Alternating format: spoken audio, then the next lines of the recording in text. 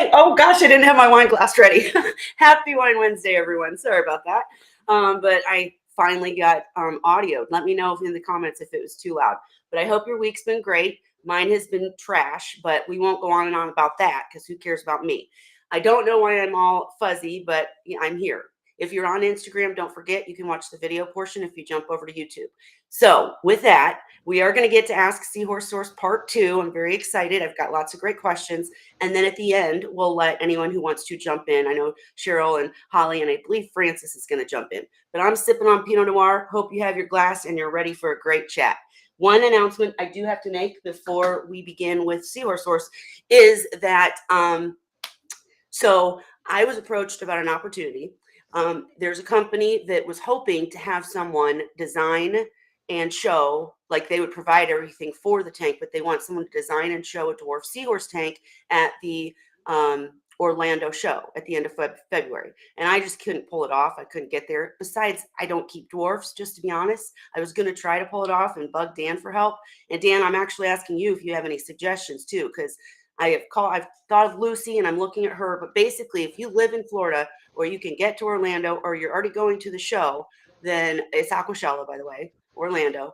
And if you're already going, please reach out to me because this is an amazing opportunity because they will not only, say your name everywhere, but you'll get to design the tank. They want someone who can design it, obviously pretty. You're supposed to artistic aquascape, but also, makes sense. Like that's why I thought of Lucy, someone who's actually kept them that can, say this is how to do it pretty, but like they raffle it off at the end of the night. So it's something that somebody's going to take home and you want it to work. You know what I mean? So dwarf seahorses are a whole different thing, but if you're keeping them and you're in Orlando and you're interested, like I said, I can't make it. So if they can't find somebody to do the dwarf tank, then it's not going to happen. So again, if you're in Florida, let me know, or if you're interested in going, if you're already going to the show. And hey, RG Reef. Hey, Francis, I'll let you in at the end. Okay, with that, I'm going to stop rambling. But if you're in Florida, let me know because it's such a good opportunity. I'm mad I can't go. But let's get started. Dan, you know what? I actually should introduce you a little bit better. So in case you didn't watch the first Ask Seahorse Source Part 1, Dan from Seahorse Source actually went over all the basics of seahorse keeping. Tonight, we're going to go over, and that was last month. Link in the description. And then tonight we're going to go over medications and treatments, all the questions that you guys asked on my posts. And then in probably a month, we'll do part 3, which will be like diving deep into like breeding and probiotics and all that good stuff, peroxide. But all right, so Dan, formerly of Seahorse Source, has 18 years of successful seahorse breeding. He maintained a stellar reputation both as a breeder and helping people. He ran a helpline, like help desk, where people could call and ask questions. He also has participated in all the forums and now has Seahorse Sources group on Facebook. If you're into seahorses and you're not in that group, you need to get there. And he's done various consulting work for companies. He's given speeches at MBI. I got to see that one. It was great. Clubs and other organizations. You can find some of his talks online. And he's very active all over and helping people with seahorses. So welcome, Dan. That was a mouthful. Thank you. And you're doing okay? I'm doing fine. Okay. All right. Well, I'm going to dive into the questions because I know everybody wants to ask other questions. So let's just get started. All right. Let's start off with the basics. What questions should a person ask a store that, oh no, I'm asking last week's questions. You guys can't tell I'm reading, can you? All right. What is the first thing to do when you suspect an illness with a seahorse? The very first thing you should do is immediately set up a quarantine hospital type tank. And you want to do this for a couple of reasons. The first one is to observe the seahorse. It's easier to observe them in a tank that doesn't have all the other stuff in the tank in there. And you want to try to determine as much as you can what the seahorse is doing, why it's acting different, or if it is acting different, or if it's just one of those things where seahorses can sometimes be a little weird. But another important aspect of this is if there is something wrong with the seahorse, you want to prevent the spread of whatever's wrong to the other animals in the tank. So it's critical to have a quarantine tank if you plan on doing anything with your seahorses. And I highly suggest as soon as you think there's something wrong, not treat, but move them immediately for observation. And then you can start preparing for other things. Gotcha. Okay. Very good answer. And these will kind of flow together, the questions, guys, so it'll make sense as we go. But next question. Who should someone turn to for help with a sick seahorse? That's a great question. In a perfect world, you'd go to an aquatic vet that has experience with seahorses. Now, having said that, there's not many of them around. And two, it's going to be expensive. And I know most people in the hobby try to keep their expenses down, but that would be the perfect person to go to. If you recently purchased your seahorses, then I would go to whoever you purchased them from. And short of that, I would look for a mentor or somebody you know and trust that has experience with seahorses. And then my last choice would be to go online and post in a Facebook group or forum, but pay attention to who's answering the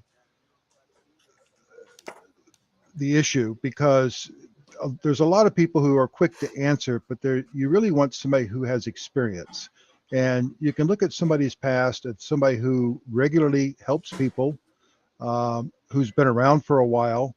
You know, there's several people out there that have been, and there's several people who have participated in help type situations, whether it's on the forums in what we used to call the emergency forum, or whether it's somebody who routinely answers, issues that people have.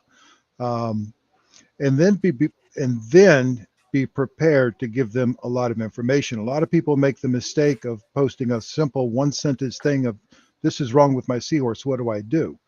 And if you think about it, if you go in to see a doctor or somebody like that, they'll usually ask you, what's wrong or what brought you here today. And the purpose of that is to get what they call the chief complaint. And then they'll ask you a bunch of questions to get the history. And history is critical. Then they'll do a physical exam. And during the physical exam, they'll ask you a bunch of questions. And generally speaking, they'll make a diagnosis, a preliminary diagnosis in their head, and they may or may not order diagnostics afterwards to either confirm or rule out different things. An example is, if I call up my doctor and tell him I've got a bellyache and he orders a hysterectomy, it's probably not what I want. Right. And quite often, there's a lot of little stupid things that can go wrong that people just don't think of. I've had 4 or 5 times where nobody could solve the situation, and come to find out, when we drilled down deep enough, we found out that the filters on the charcoal filter on the RO machine was exhausted, and chlorine or chloramines were leaking through, and they were putting chlorinated water in their tank. Just as an example. But there's many Yeah. things that can be, and you really need to drill down, and you need to be prepared to answer those questions. And when somebody asks you, what are your parameters, you don't want to just answer they're fine. They want to know what they are. They want to know, what's fine to you may or may not be fine to them. Right. And I right along with you. I mean, that's exactly like, if you do and ask a question online and somebody gives you a one-line answer, oh, it's ick, it's probably not. So great advice, Dan. And actually, RG Reef said turn to Dan. Dan's not always available, but that's a great I'm answer. I not agree. I'm not always available, but I am always willing to help. And if I can get to you soon enough, I'm happy to do so. For years I ran a help desk. I participated in emergency forums, and I do like helping people, especially when we can have a good outcome. And I will tell you that if you have something wrong, the sooner you get good advice, the higher the likelihood of a good outcome. Absolutely. Don't wait. Absolutely. Okay. Moving right. We're trucking along because we want to get to all of them. All right. What are the must-haves for a seahorse keeper's medicine cabinet, would you say? Very first is the very first question, and that is, have a 10-gallon hospital quarantine tank. It doesn't have to be a 10-gallon. The reason that we recommend a 10-gallon is, number one, it doesn't take a whole lot of water. Number two, most of your medications are based upon 10 gallons, and they're also very cheap. Um, by the way, a 10-gallon tank really isn't 10 gallons. It's usually filled to the tippy top 9.3 gallons, but it still works for our purposes. You should have some type of an air pump or circulation pump to move the water around. The tank should be bare bottom. You should have some type of disposable gloves for when you're handling the animal and when you're handling medications. Ideally, you want to have some type of wide spectrum antibiotic on hand, whether it's furon 2, nitrofurazone, kanamycin, neomycin, triple sulfa, a good anti-parasitic medication for topical type, such as Formalin, or even quick cure could work, I suppose. An 18 gauge catheter with a 1 cc syringe. This is used for both tube feeding and for it. It can be used for assisting with pouch evacuations or rinsing the pouch. Ideally, some type of topical antiseptic. That can be something as Neosporin, bacitracin, betadine. My favorite though is Alimax, and then some type of anesthetic, whether it's MS-222 or clove oil, in case you need to euthanize humanely.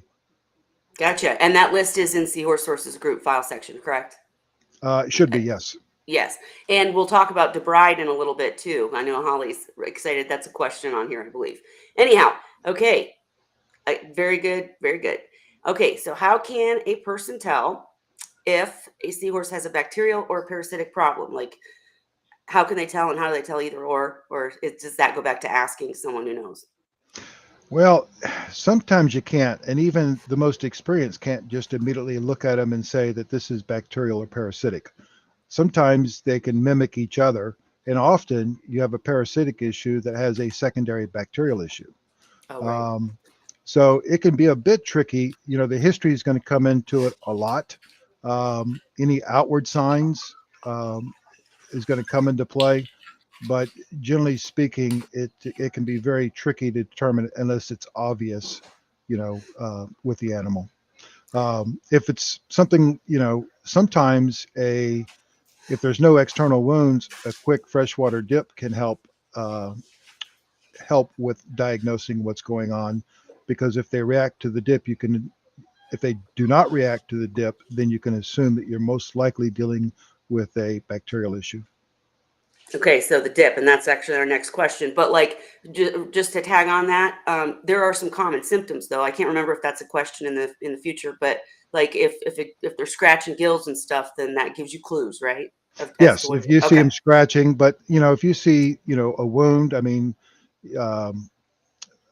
tail rot or open ulcers, there's different things you can look for, but again, it's not always, and even without diagnostics, even the pros sometimes are wrong. Right. No, and that's scary. Okay, and since you were right on that topic, can you explain short and long-term freshwater dips? When should each be used and for how long? And I think I have it written up, so I'll put that in the in the comments when we're done. Go ahead, Dan. Well, realistically, there's one type of freshwater dip, and then there's short and long-term treatment with formalin. Okay. So a freshwater dip is typically 8 to 12 minutes. I'm sorry to interrupt you. I just realized how that question doesn't make sense. That's what I meant. Yeah, that's all right. That's all right. I got it. No worries. A freshwater dip is typically 8 to 12 minutes. And the reason we say 8 to 12 minutes, when I'm doing a freshwater dip, I usually do 8 minutes. If the seahorse does not react, is just kind of hanging out and just la-di-da-di-da and no big deal, I'll pull them. If, on the other hand, they react negatively to the freshwater dip, it's kind of counterintuitive, but then I leave them in for the full 12 minutes. And the reason is that you want to give them you want the dip long enough to affect the parasites and for them to drop off and die. Anatomy of the, I'm sorry, go ahead. No, you go ahead. The anatomy of the oral cavity and in the gill structure, whatnot, it takes more than 8 minutes to really get in there and do the job that we need to do with the freshwater dip. Now, on the other hand, formalin is a different treatment, and formalin and freshwater dips can almost be used interchangeably short term. A short term freshwater formalin dip is usually done for 45 minutes, and it's done with 1 ml of 37% formalin and 1 gallon of water. Long term is done by dosing the tank once every other day for three times for a total of 6 days, at 1 ml per 10 gallons.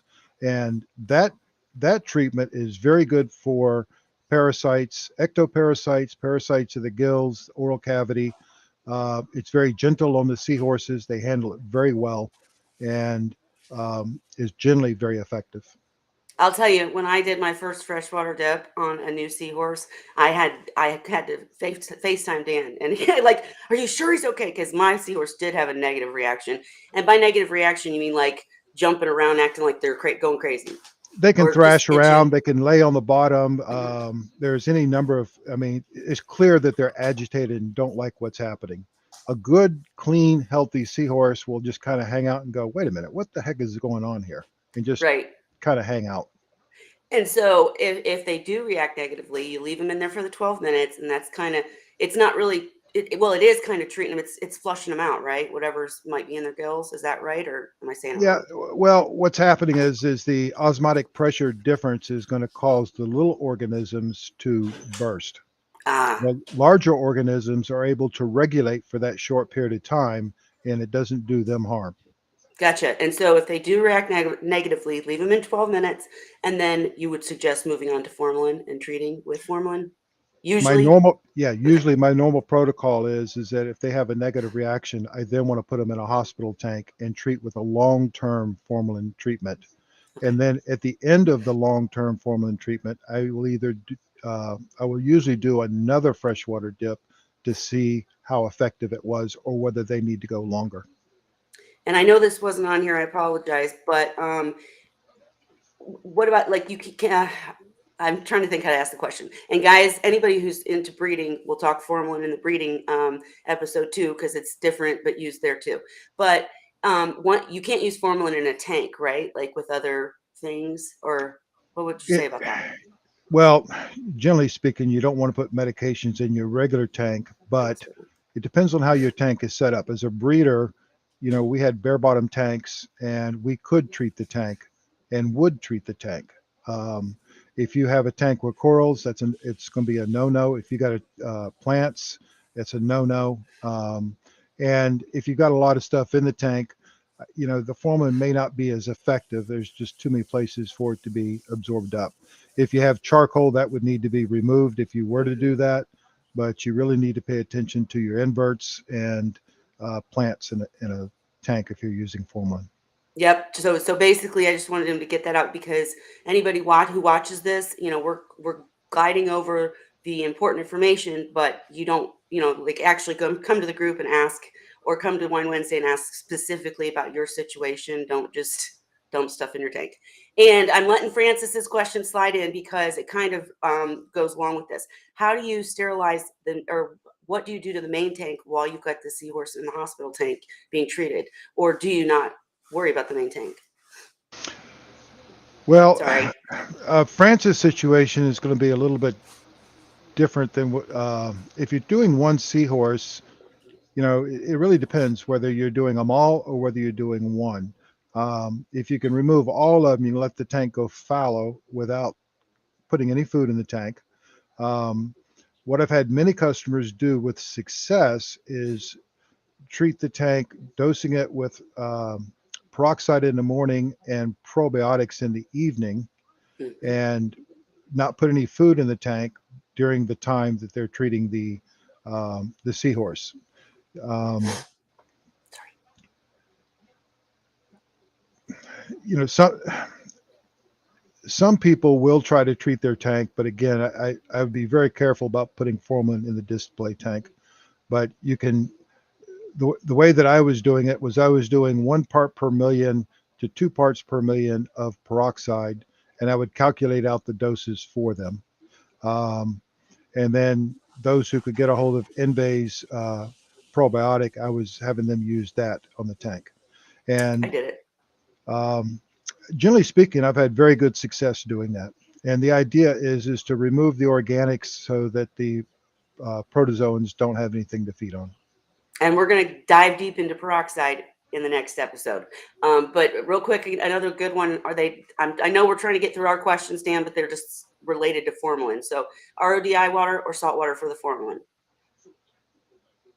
I'm Salt water, sorry. right? It says RODI water or salt water for the formalin. And it would be salt water, right? You're putting it Yeah, like if you definitely do a salt fresh, water. okay, Yeah, yeah. definitely salt water. The formalin is in place of using a freshwater dip. So it's either Um, or.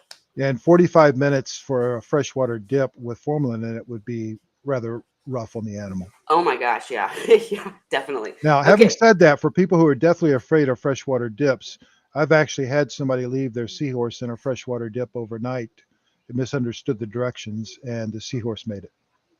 Jeez, that's insane. I mean, guys, let me tell you, if you do get freaked out about freshwater dips, like I said, mine, I was just panicked. I wanted to take that seahorse out, and Dan was like, "Nope, hold your horses, hang on, he's gonna be okay." Anyways, okay, what medications do you suggest for bacterial? I know you kind of covered the list, but what's your go-to? Well, you want a wide spectrum antibiotic.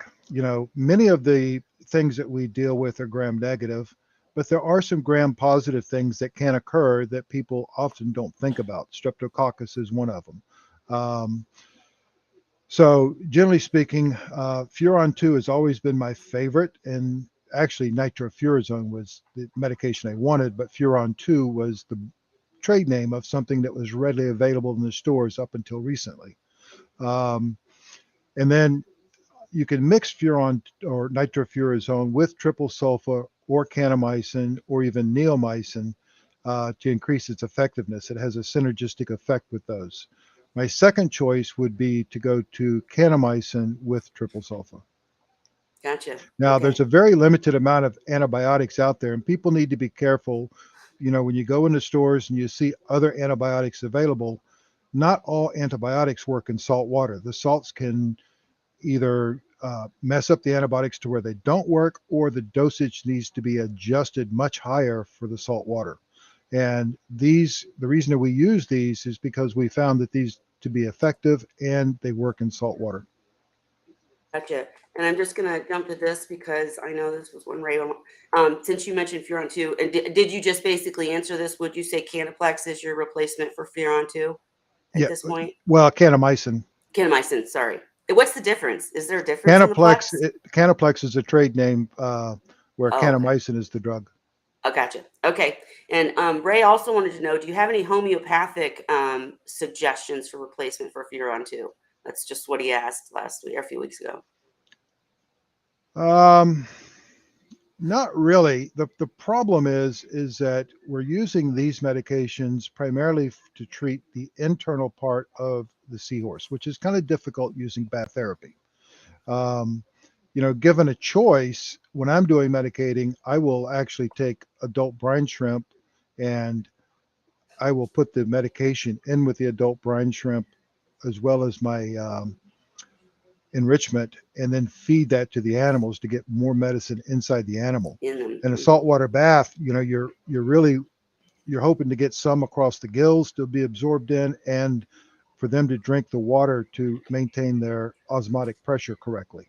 So um, some of the other things that we could use to treat uh, bacterial things such as garlic or iodine and things like that, we probably don't want to put in there and have the seahorses consuming that. Mm, You can have garlic. Small doses of garlic is not necessarily bad for a marine animal, but a lot of garlic is not. gotcha. Okay. Okay. Well, I think that covered that. And I do see all you guys' questions. I promise I will ask them. Let me just get through my list of the pre-asked questions. Okay. All right. Why? Okay. Let's cover on Furon 2, kanamycin, however you say it, sulfaplex, all those. Usually they have instructions that say, you know, dose, and then 2 days later do a water change and dose. And you have changed that. Um, we're not giving out any vet stuff here, guys. We're just saying what we do, the way that we've been successful. But Dan, why do you suggest the 10-day treatment? What is it, and why do you suggest that versus what they're doing? Well, I'm not the one who originated that. That was Right. actually done by the moderators at seahorse.org, and it was done for good reason.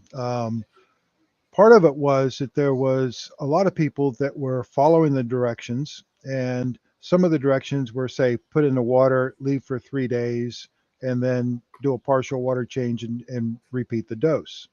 Well, the problem with that is that we wanted to prevent the buildup of ammonia in the tank, and we preferred doing a water change daily.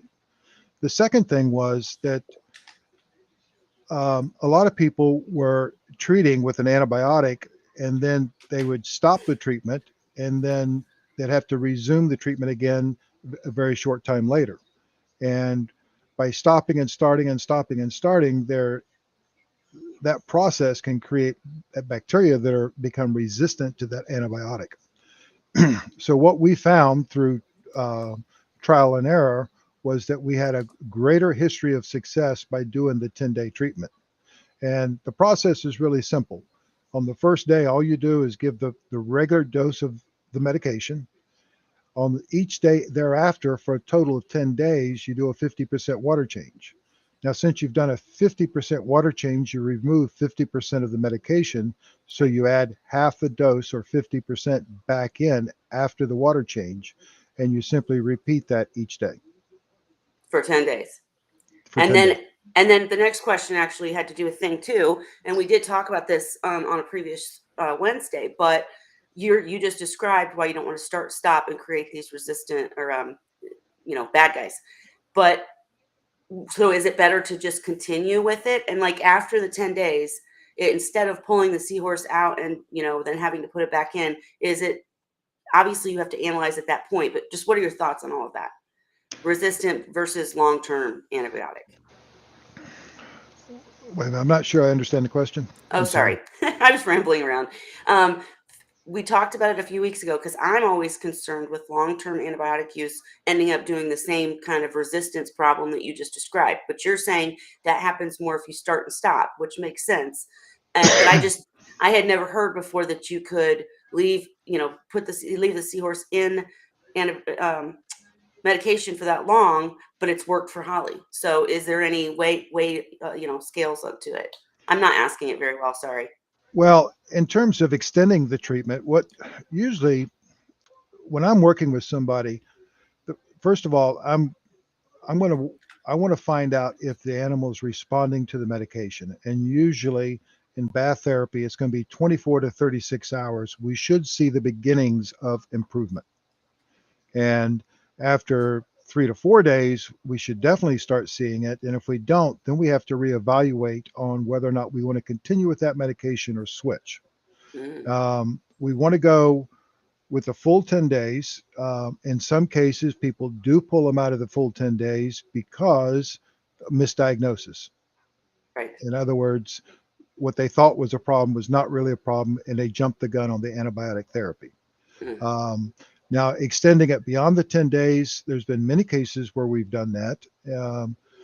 A classic example is going to be tail rot. I've seen several cases of tail rot where it took 2 and 3 rounds of antibiotics to get the animal completely cured of the bacterial infection. Wow. So in some cases, yes, we do recommend extending it. I have no problem doing that with the nitrofurazone, but I'm hesitant, especially with neomycin. I don't like using it longer than I need to. And the kanamycin, I have my hesitations with it, but it does work. It seems to be better than neomycin in terms of the damage it does. But even then, if you go long-term enough, they can develop issues with it. Right. I didn't even think of that because they could, these medications eventually will harm them, like too much. Like you said with garlic, even too much. Well, if you look up mess them up. kanamycin, it can affect multiple things, not just I always talk about the renal system because that's where I've had issues, but it can affect neurological and several other areas as well.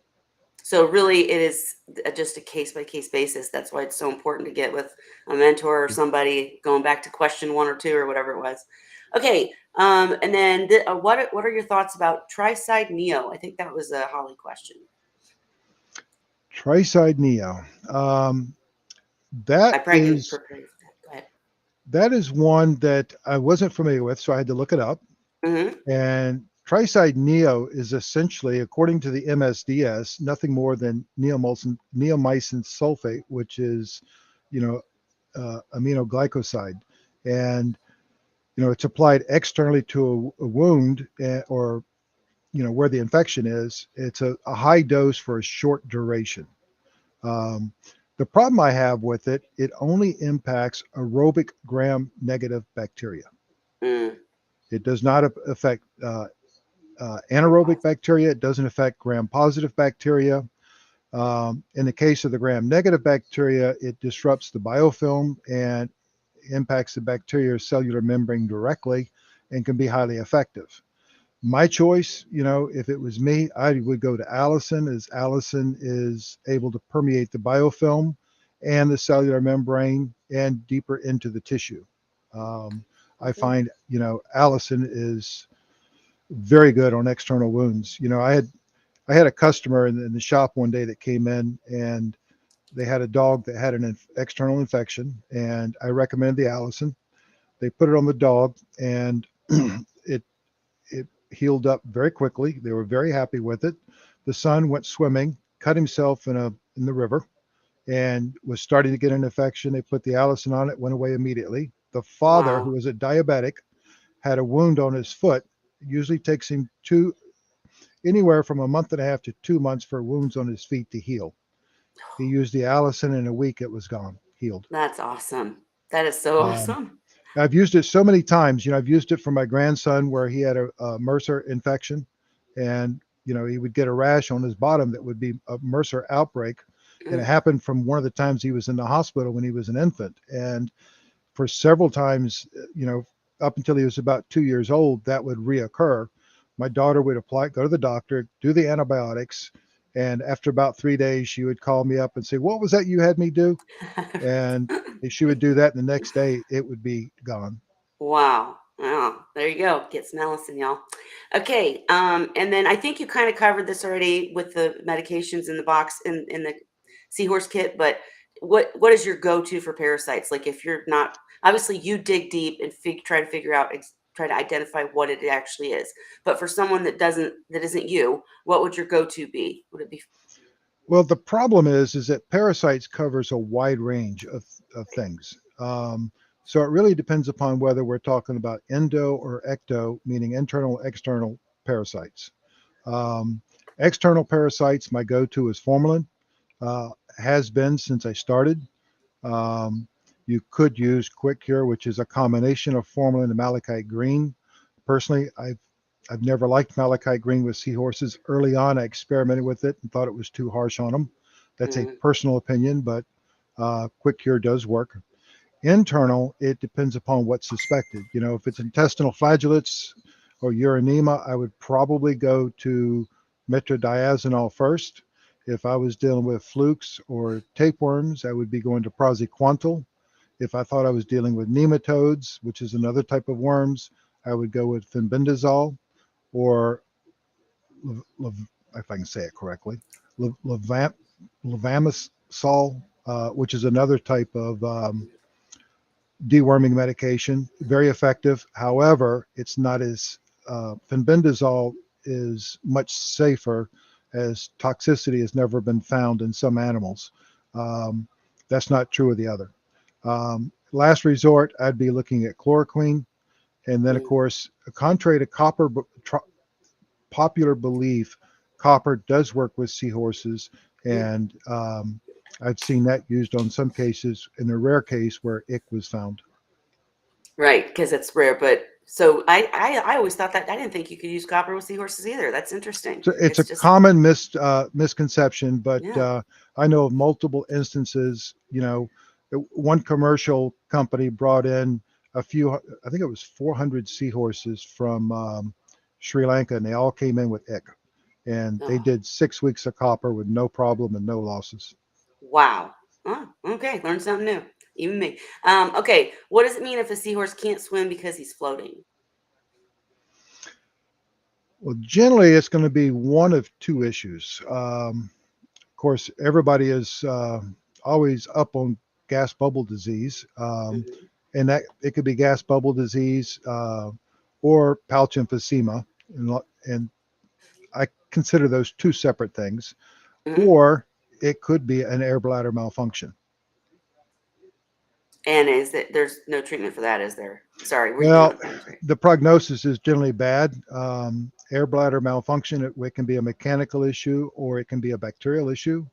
If it's bacterial and you treat as a bacterial issue, sometimes you can get lucky and have success, but generally speaking, you No. generally don't. And generally speaking, you can tell the difference because if they have gas bubble disease, you should see some evidence of that visually. There should be some type of swelling somewhere, whether it be a subcutaneous gas bubble or whether it be inside. They should be blown up a little bit wherever that gas is. Yeah, I've seen it both. I had one a male that got bubbles on his tail and repeatedly, and then I've had the pouch emphysema, which great instructions on that in Seahorse Sources group's file section, by the way, too. And if you want any of this, I do see all the other questions. I will ask them, and if you want any further information, ask away. We'll make sure we get to it. What does it mean if a seahorse can't swim because he can't get off the ground? Well, that's obviously the polar reverse of the opposite of what we just talked about. Hmm. Again, we go back to the air bladder. If it's an air bladder malfunction, that can cause it. And the other one is the animal is retaining excess fluids. And generally speaking, both prognoses are not good. Right. If they're retaining excess fluid, they have organ system that's not working correctly as a rule. Isn't it usually like renal failure or no? Not Most always. commonly, Most common. Gotcha. Okay. Well, show. Come on, man. What is it? Oh no, that's the one I just had, isn't it? Why am I not getting it here? Okay, I'm sorry. I guess I didn't copy the next one. Here we go. All right. Well, the question that's coming is, what are those most common illnesses that seahorses do get, and what symptoms should a new keeper watch for that's not used to keeping seahorses? that's a I know great that's question. it's broad though, but go ahead. It is broad. When I first started, it was believed that protein skimmers shouldn't be used with seahorses, and we saw a lot of pouch emphysema and a lot of gas bubble disease, and um, we also saw a lot of tail rot and weak snick, and a host of other issues. And at that time, there was a couple things going on. First of all, there was a lot more wild caught seahorses that people were getting. Secondly, there was everybody believed in low flow. They kept them at warmer temperatures, and they believed that believe it or not, protein skimmers cause gas bubble disease. And since then, we've come around to a different way of thinking, and I really don't. I would say probably from what I've seen watching the forums, bacterial enteritis is probably the most common thing. That's where Mm, a seahorse, for the person that's looking at the seahorse, the seahorse is swimming around and all of a sudden they get sick and they die and they don't see anything wrong with them. Um, that is most likely the beginnings of the cause of whatever actually killed the animal. It mm, starts off as bacterial enteritis and then it progresses to other organs. And sometimes these guys can be swimming around today and tomorrow morning they're keeled over. mm. Oh man, I Um, know. we do see tail rot periodically. We still see, some gas bubble disease and some pouch emphysema. Um, Weak snick used to be a lot more prevalent. We don't see as much of that. And I attribute No. that to the higher flow and better filtration and stocking densities. Um, Yep. Overall, I see less issues with seahorses today than I did years ago when I first started. Which is thanks to people like you and Cheryl and everybody who figured it out. So and Ray. But yeah, good answer. Okay, how can a person determine if a white color on a seahorse is a cause for concern or just saddles or color change?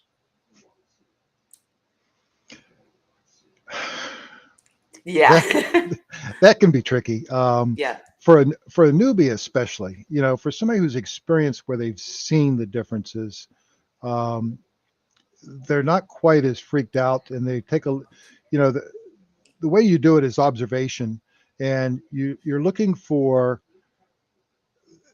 first of all, if it's saddle markings, it should be symmetrical, so you should see it on both sides.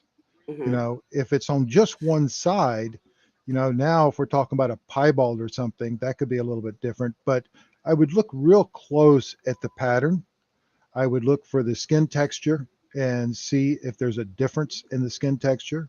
If it's the same, I have a tendency in most cases like this of moving them to a hospital tank, observing for 24 hours and watching and trying to see if there is in fact something going on, or if it is just, most of the time I will develop a opinion one way or the other if I have the animal myself. If it's somebody else's, if I have good enough pictures, sometimes I can tell, sometimes I can't. Yep. I was just going to add in there. I'll never forget. When I got the Barbori from Seahorse Source, my female was just, I mean, gorgeous.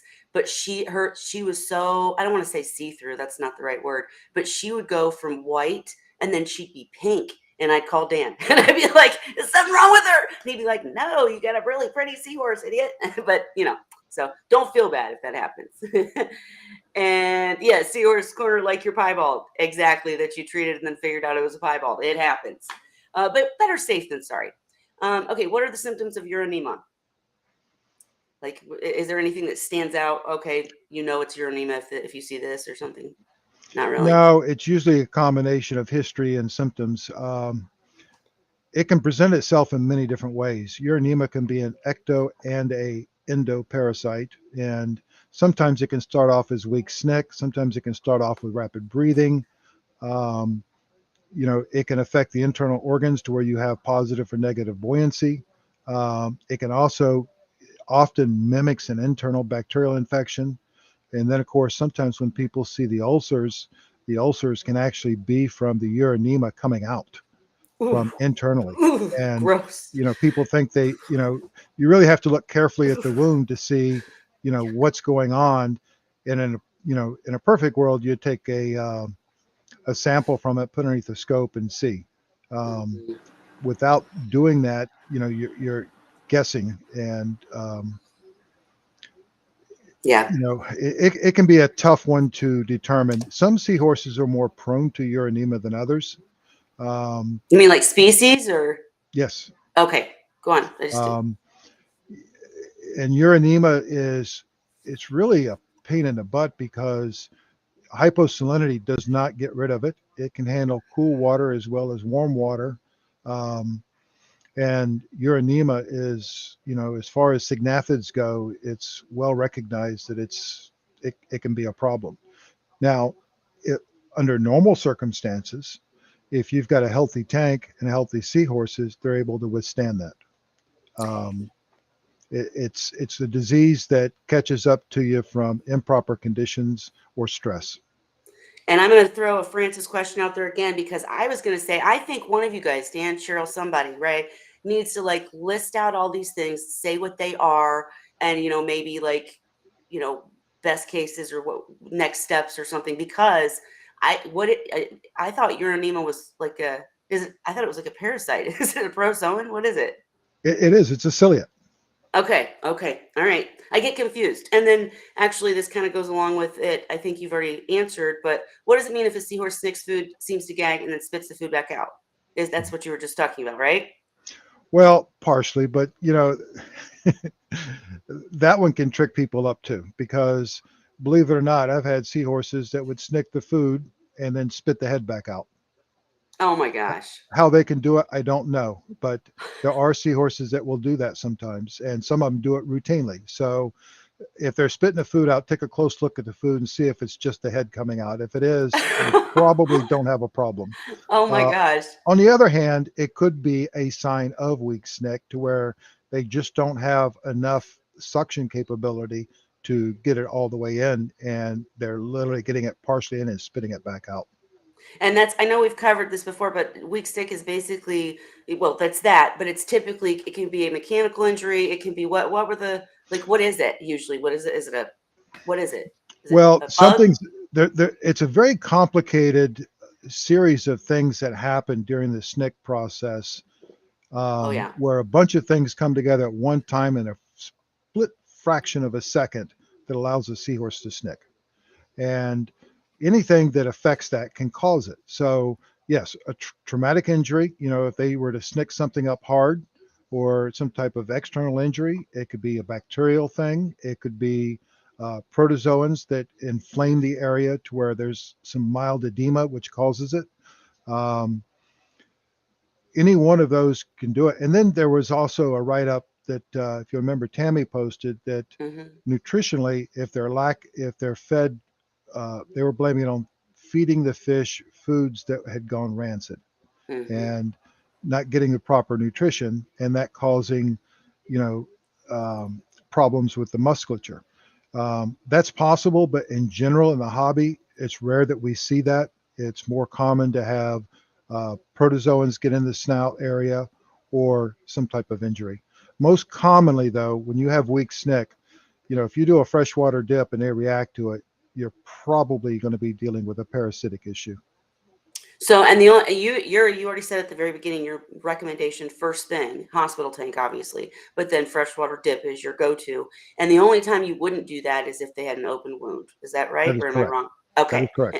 Why is that? And then I'll go on to the next question. Well, you don't want, you got an opening to where fresh water can get in there, and it's just, Oh, mess you up don't their want, whole yeah, yeah. balance. Gotcha. Okay, and you've already answered this too, but do air bubbles cause pouch emphysema?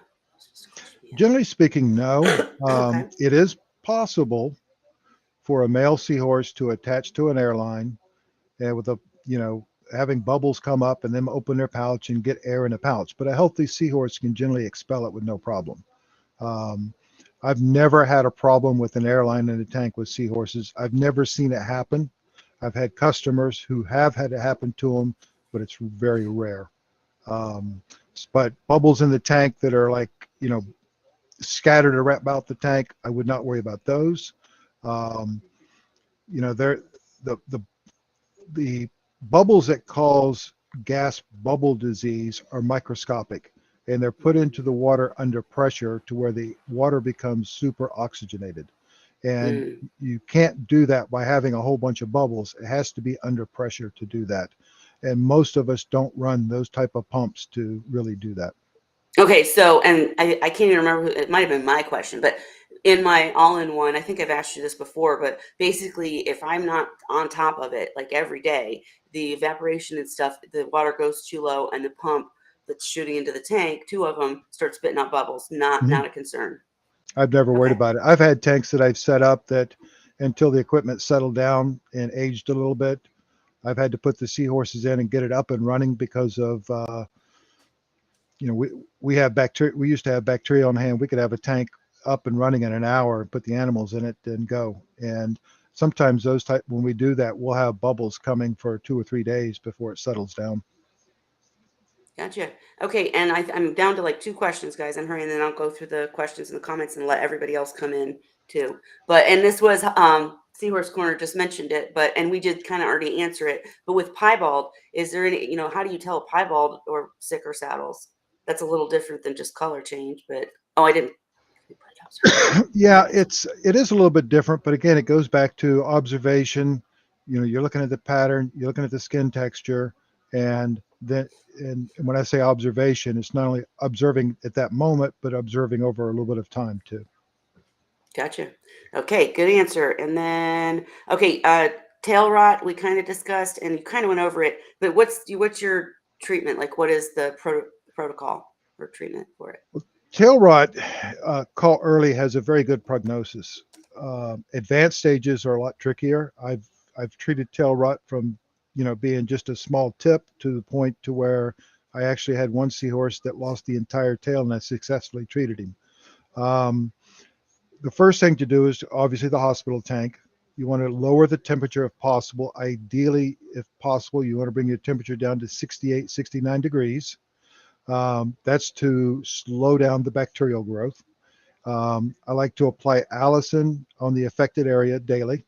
And then my go-to is with Furon 2 and triple sulfa for 10 days. Um, and while they're in the hospital tank, I also want to really examine my own tank and look for stressors because generally I consider tail rot a stress-related disease. Ah, And usually there's some type of stressor, whether it's obvious or not, you know, and sometimes people say, well, I put this fish in my tank and it doesn't bother the seahorses. That doesn't mean he's not stressing the animal. Um, right. or there could be some type of external stressors, you know, with noise or some type of event that happened where temperatures went up and came down or vice versa. There's a number of things that could cause that. Yeah, Um, I've had that happen. Going back to the furon, Yeah.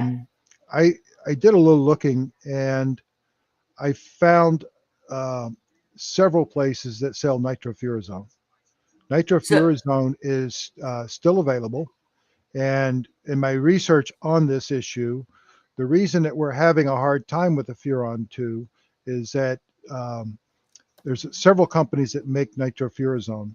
A couple of them, Amneal and Casper Pharma, are both having shortages due to manufacturing delays. One company is no longer manufacturing it.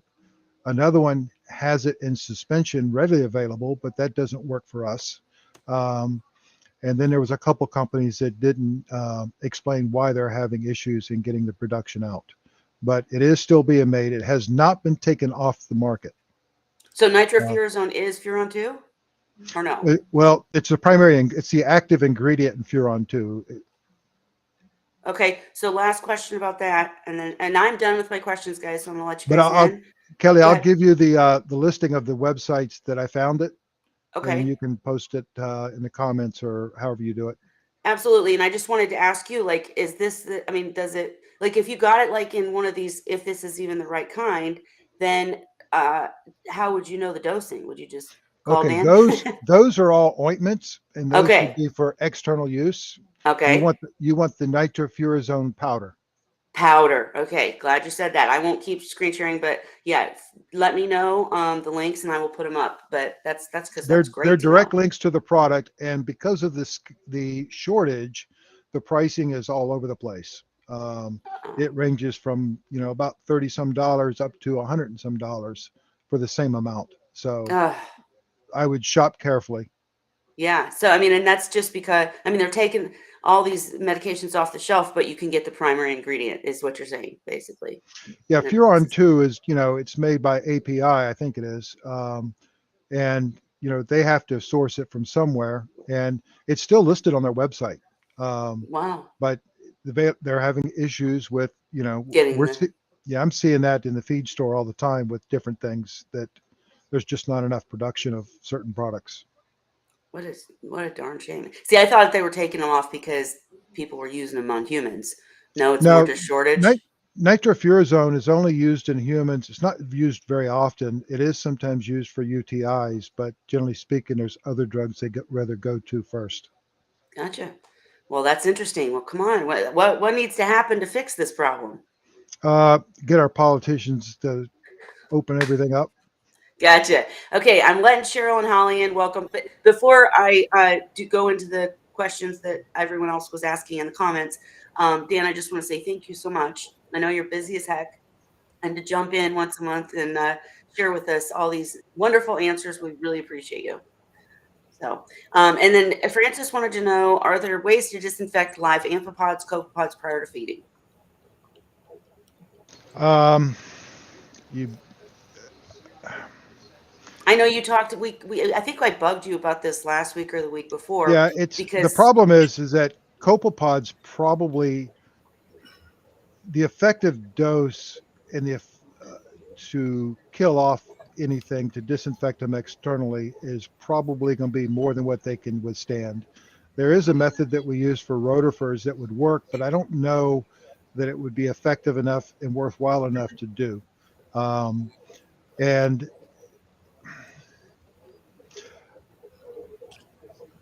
I'm going to say it's going to be very difficult to do. gotcha. So what do you suggest? Or go ahead, Cheryl, and then I want to talk about the method Well, a little bit. this is why when I buy copepods, because I like the Apanomensis for hippocampus combs, excuse me, I specifically contact Chad Clayton and Reap Nutrition because I trust them and I've been working with them for many years. Uh, Yeah, and they're actually breeding they're them not there. cheap, So but they do one heck of a nice job. yep, agree. Any other thoughts, Dan, on what you can do to? Well, if you keep your culture good, and my recommendation would be on any culture to do regular water changes on it. Um, Restart your cultures periodically and add probiotics to it and go from there. Generally Yeah. speaking, I'm less worried about copepods and amphipods having bacteria because they're a more complex organism than rotifers or artemia, and they have an immune system. So Gotcha. generally speaking, it's, live food to me always trumps dead food. And, you know, if you've got a healthy culture going, I'm generally not going to be real shook up about it.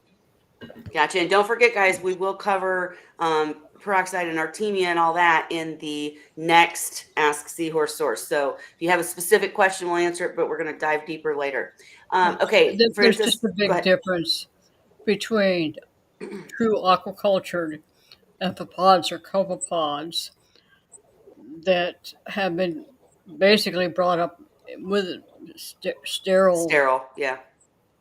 an environment versus trying to go collect your own out of the ocean or buying something cheap. Yeah, They're I too had expensive. I had a really bad experience with Artemia once buying it online, and they were terrible. They were old, dying, and weird colors. It was awful, but they were cheap. So I've learned my lesson. Okay, Francis asked, is methyl? I may be saying this wrong, pronouncing, but I always called it methylene blue. Is it a safe medication to use for seahorses? I actually have a video, Francis, about using that for ammonia poisoning on my seahorses. But Dan, what were you gonna? Well, It's yeah, it's used safe. for ammonia toxicity in a tank. Yeah, it's safe to use, but it's not something I've ever had to use. I've used it a couple times in the very beginning, but I really haven't had a need for it. And the primary use would be for ammonia poisoning. Yeah, watch my video. I'll try to link it. Okay, and then he asked, excuse me, is Fix Ick, which is gentian, I can't even say it.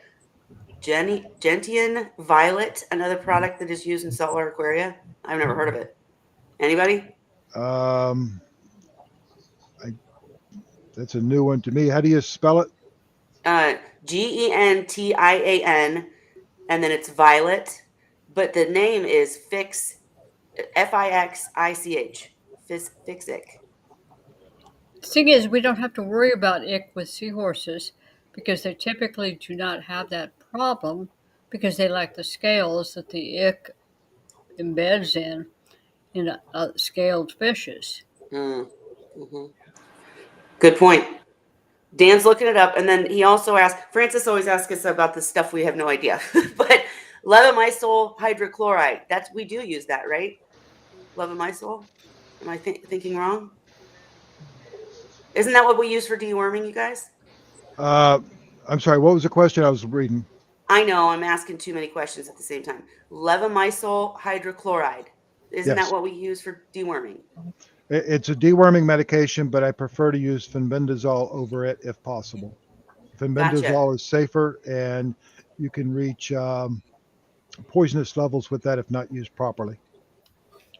Gotcha. Hey, I had a quick question before I move into another one. When you do send me the links to the now I forgot what it's called, the nitrofurazone, how would we know how much to use? Would you use it just like you did Furon 2 or? They're going to give you instructions with it. And the problem I have, and it really ticks me off, is that most of the companies have gone away from telling you how many milligrams you're giving. You know, for example, if you use Kanaplex, they're going to tell you to do, X amount on the directions, but they don't say how many milligrams it is. And Mm-hmm. there was a time where I was able to look that up, and I have notes written down on some of these medications where I know. And um, when you order nitrofurazone, they're going to tell you, for example, a quarter of a teaspoon for 10 gallons. That should work out to somewhere between around 85 or so milligrams of the product. Okay, because yeah, I always have to call you because I never. And so when you using I that just nitro, dumped a bottle. no, with the I'm kidding. nitrofurazone though, with that, would you still do the 10-day thing instead of like Yes. the okay? Yeah, it works. The active ingredient in Furon 2 is nitrofurazone. Right, but you're just not. I was just worried, like maybe you'd be giving too much because in these products they got a bunch of fillers usually and other stuff mixed in. I just wondered, but gotcha. You answered it. Okay. Best way to treat macros before adding to a tank. Do you want to cover it, Cheryl? Freshwater dip. Treat them with basically a coral debugger, and then put them in a separate tank for at least 4 to 6 months and see if anything grows. Okay, well, I don't have 4 to 6 months, so but I mean that is the proper and correct answer. Absolutely. I personally, and which debugger do you use? Coral debugger, Cheryl. Excuse me. What is it? What was it called?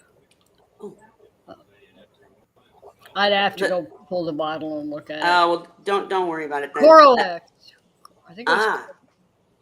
That's a good And one. then after all that's done, then they get to hang out and see if anything else grows, because it's much easier to prevent than it is to eradicate. Gotcha. Well, I would just my just to add to that, she answered it. That's the proper way for real.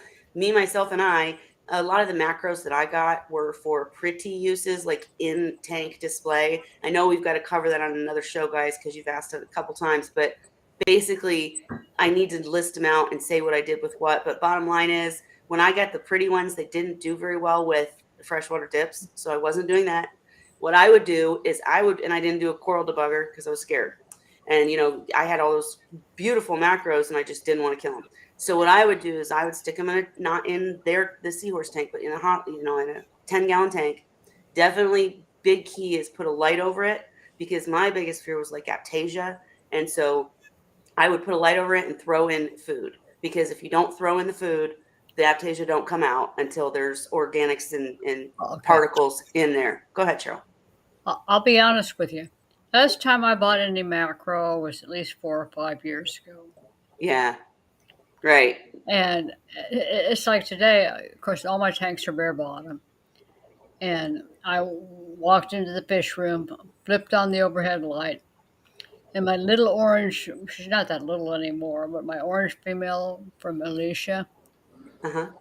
I was doing a snout count, and she froze dead in her tracks. There was no eye movement. There was no respiration.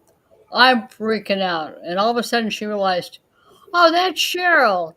Okay, I can breathe again. And she's moving her eyes and stuff. But she obviously went torpid. I mean, totally unresponsive. And I'm sure it's a defense mechanism in seahorses, obviously.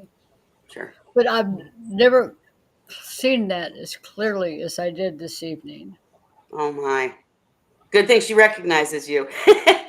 Yeah, she scared the you-know-what out of me, except for the fact that she was hitched totally upright and strong as a rock. Yeah, gotcha.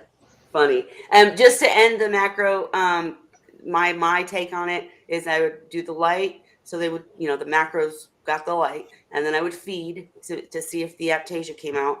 I would watch for at least like 4 weeks. I didn't go months, but I'd go a month. For hydroids or any of that stuff, because even on gorgonians, hydroids can come in and they're a pain in the butt. And so I would just watch and do plenty of water changes. It's not perfect. Cheryl's right. I'm not right, but that's what I did. And it ended up working for me, but the more careful you are, the less risk you're taking. Right. And Francis, I can start showing all of the conversation you're having in the comments, or if you feel like it, you can jump in. We don't want to go too long tonight, and we want to keep it short and sweet, but if you feel like jumping in, feel free. But I'll post them until you do. So he wanted to know, let's see. Oh, and Sorry, we guys. can use formalin in California. I use it. I'm able to buy it. Good. Where were Okay. you able to buy it? I buy mine on Amazon. I buy it on Amazon. The thing is, it's not disposable in some places. So it might be a local ordinance that he has there. Where I live, you can dispose of it at a hazardous waste facility. What they've done is they've outlawed formalin for the use of the pet shops to sell it. Why? Oh, because Well, because California is California, and anything that looks like it might cause cancer and can cause cancer, Mhm. they label it as, it's the evil doer, and and it's it's California. people when people Yeah. are just remember when we had Humblefish on and he was just shocked that we used formalin with seahorses, and I'm like, that's like that's the product everyone uses for everything with seahorses. Yeah, I It's buy not. it as formaldehyde on Amazon. Yeah, if you're buying it on Amazon, you want formaldehyde 37% with up to 15% methanol, which is used as a preservative to keep it from changing over to paraformaldehyde. Um, it's the exact same thing as what I buy commercially by the gallon, except it has a trade name on it. You do not want the 10% buffered. That's for fixing specimens, but 37% formaldehyde with up to 15% methanol. Gotcha. And with that, like that always confused me too. We have it. Is it written up in Seahorse Sources files, like the Oh, Holly, dosing and stuff? Hang on, Cheryl. can Is we bring in Francis because he has very specific questions that his veterinarian that inspected his seahorses gave yes, him Cheryl. information on? Yes, we want an update from Francis. Francis, I know you're watching. Jump in. And in fact, I will very quickly show the screenshot that Francis just sent showing this fix ick from Fritz. And that's fix ick. Well, I'm trying to figure out what you'd be using it for though. Did I miss something? Oh, going the wrong way. Sorry. And there's the For ingredients. the ciliates, he was saying I saw in his Oh, comments, he's got a resistant type of ciliate is what the seahorses were diagnosed with, and the vet's wondering if that might work. gotcha. Well, Francis, jump in if you can. Feel free, but so because I don't know what Fixic is, but Dan will Well, probably go ahead. yeah, I'm gonna do some reading here for a second and see what I can find. Yeah, go ahead. Feel free. That's what I'm doing, Dan. And okay, he said, and the resilient ciliate seems to be external according to the skin culture exam. Get in here, Francis. We need to hear everything. But I did show the pictures. Both the vet and I. Okay, I'm just going to start showing the comments. Sorry. Both the vet and I are unaware of whether the active ingredients are harmful for seahorses. Apparently, the violet thing was used in the past as a mouthwash additive. Huh. Well, Dan's researching as we speak, and the vet prescribed the following treatment for the situation I sent to you about the hydrogen peroxide treatment. Oh, here's Francis. And the hydrogen peroxide treatment. Okay, welcome, Francis. Hello, how is everyone? Okay, so I told you I was getting ready for Wine Wednesday. I couldn't even read your text. I'm so sorry, but Oh, you're so good. update us real quick. What did the vet say? Yeah, so the vet was able to identify that the tiger tails had 3 different ciliate species that it was infected with.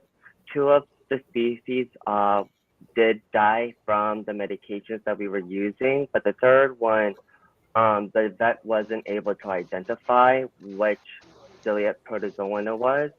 And since he mentioned that formalin is hard to get in California and to dispose of due to regulations here, we were kind of discussing different solutions. And he mentioned he used hydrogen peroxide back to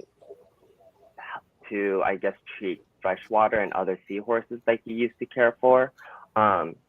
So I wanted to know, at least with the expert's opinion, about the viability of hydrogen peroxide because I didn't know if that was a viable product to use for a ciliate that's shown resistance Oh well, you Oh, did you what- came to the right place. medication. What You was the came- first 2 medications you used, Francis? I used Paragard and Metroplex and Sulfaplex. And it was due Sulfaplex would have to, no would not do anything for you. The yeah, metrodiazonol or Metroplex generally is not. I mean, it works well. We use it for urinema sometimes, but it's not that. It's not urinema.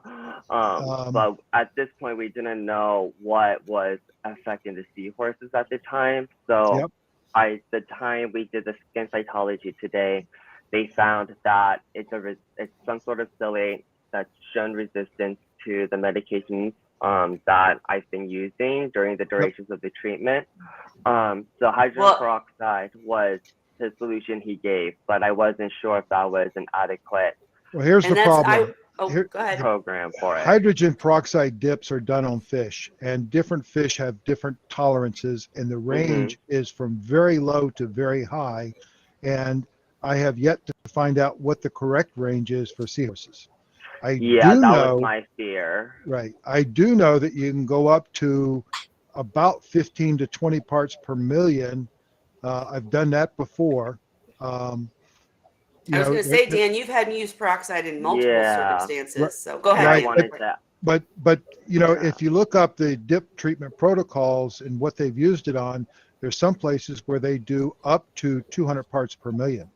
And the other factor that comes into play is for how long.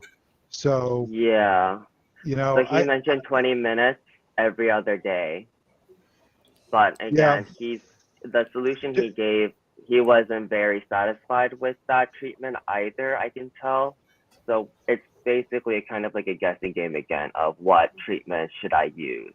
So that came up. So you have Francis, you have Formalin coming on Valentine's Day? Hang on, guys. Woo! We're all talking at the same time. Hang on. Dan wanted to know if you have Formalin coming in. I agree totally with Dan because we don't know the impact on seahorses. They are not a scaled fish. Yeah. Well, it's not the scales that I'm worried about. It's the gills. Gills? Yeah, the seahorses have a different type of. Yeah, they have a different type of gill structure than regular fish. Yeah, exactly. So that's where my worry is. And I was trying to experiment with doing dips, but at the time that I was doing that was about the time that my wife became ill and everything got put on hold. And then afterwards, I didn't have everything changed. And I just wasn't able to get some of the stuff done I wanted to. But we use peroxide in so many ways. Even just dosing the tank when that. But but the difference is. Let me ask you. There's a difference between using peroxide to remove organics and using peroxide to kill an organism. Gotcha. Would you treat his seahorses with hydrogen peroxide? Well, I wouldn't be afraid to go to 15 to 20 parts per million for 20 minutes. But have you done any freshwater dips? Yes, I have done it before on them, but I had an adverse reaction for one of the sicker ones, the male Comed. He kind of just started falling. He fell to the floor and wasn't moving. Let me back up for a minute. Hold on, Cheryl, please. Okay. What was the adverse reaction again? I was following the Seahorse notes on it, so I read that if there's any signs of distress of him being very pallid, laying on the floor, not breathing, not moving, even after gently nudging, to take it out. He survived the 10 minutes. I think it was about 9 minutes. I was afraid of doing the whole 10 minutes on him. That's when I removed him. The female, she stayed in the death for the full 10 minutes. Okay. So I would consider doing that again. I've never ever lost a seahorse in a dip. I've had people tell me they did, but I would argue that the seahorse they lost, they would have lost anyway.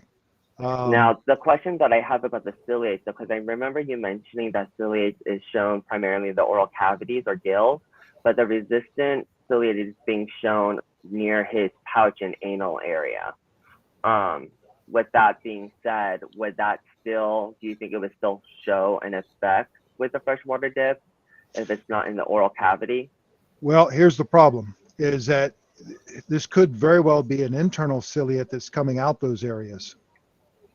And you may be killing the external stuff, but as fast as you're killing it, putting it back in the tank, they're coming out.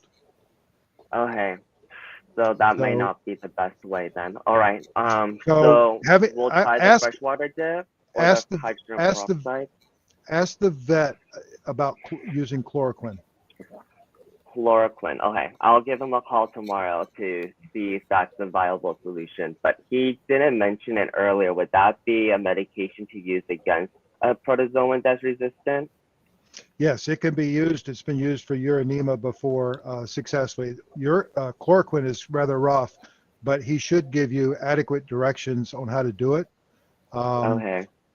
I like to go with the slightly less than the standard dosing if I can get away with it. But I would Okay. I would seriously consider using something. I would still want to do the formalin long-term bath, but Yeah, I really, think I'll still do that if it comes in. The last order that I got never arrived, so I think it was confiscated. I No, ordered through no. Etsy. And you can get that here because I get it. yeah. It's Yeah, just it's so not always in stock. Hold on, But I So- get mine on. yeah, Cheryl had a question or comment here. but in the Dan, meantime, hold- let me hold on back just up a for a second, Dan. minute. Go ahead. But so you're advising using chloroquine phosphate as a treatment? Yes. Yeah, that's my thinking also. okay, Because these are combs. We know Which- combs Yeah. are clears of urinema. Oh. I yeah. mean, that's nothing new. But the vet Wait, wasn't I'm able to find surprised. urinema though. He Yeah, I was didn't gonna say, wouldn't the find vet that. wouldn't the vet be able to tell what it is? Yeah. So the last, Well, that's there- why it's an unknown variant. He doesn't know The- what kind of a ciliate it is, other than The it's not problem is urinating. there's so many different species of ciliates that Yeah. it Yeah, almost there's doesn't like a matter at this point. lot. It doesn't matter. So- We know it's a ciliated issue, and Yeah.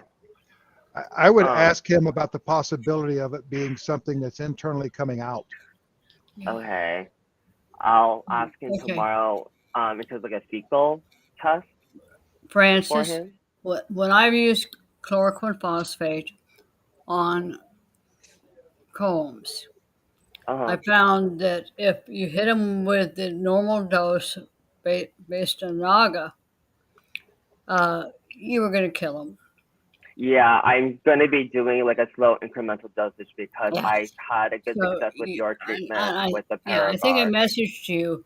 Use 25% on the first treatment. Give it an extra day.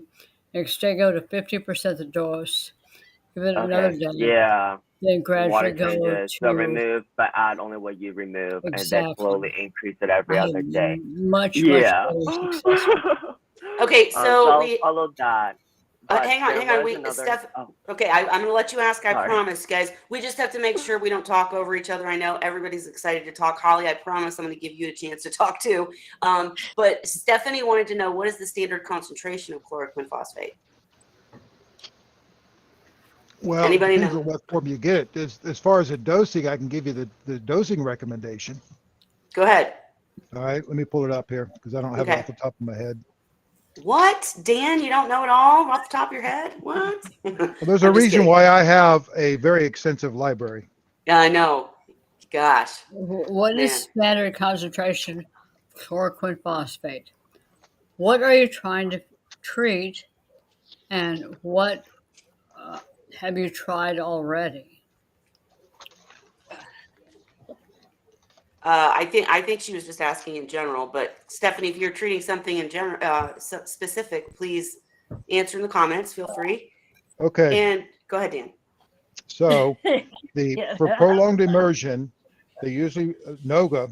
Okay, his first one Well, is I to use sat 10 with milligrams of different chloroquine and I diphosphate, went, Sorry, I Which muted is- her. Go ahead. which is 40 milligrams add 10 milligrams of chloroquine phosphate per liter, which is 40 milligrams per gallon. Okay. And only,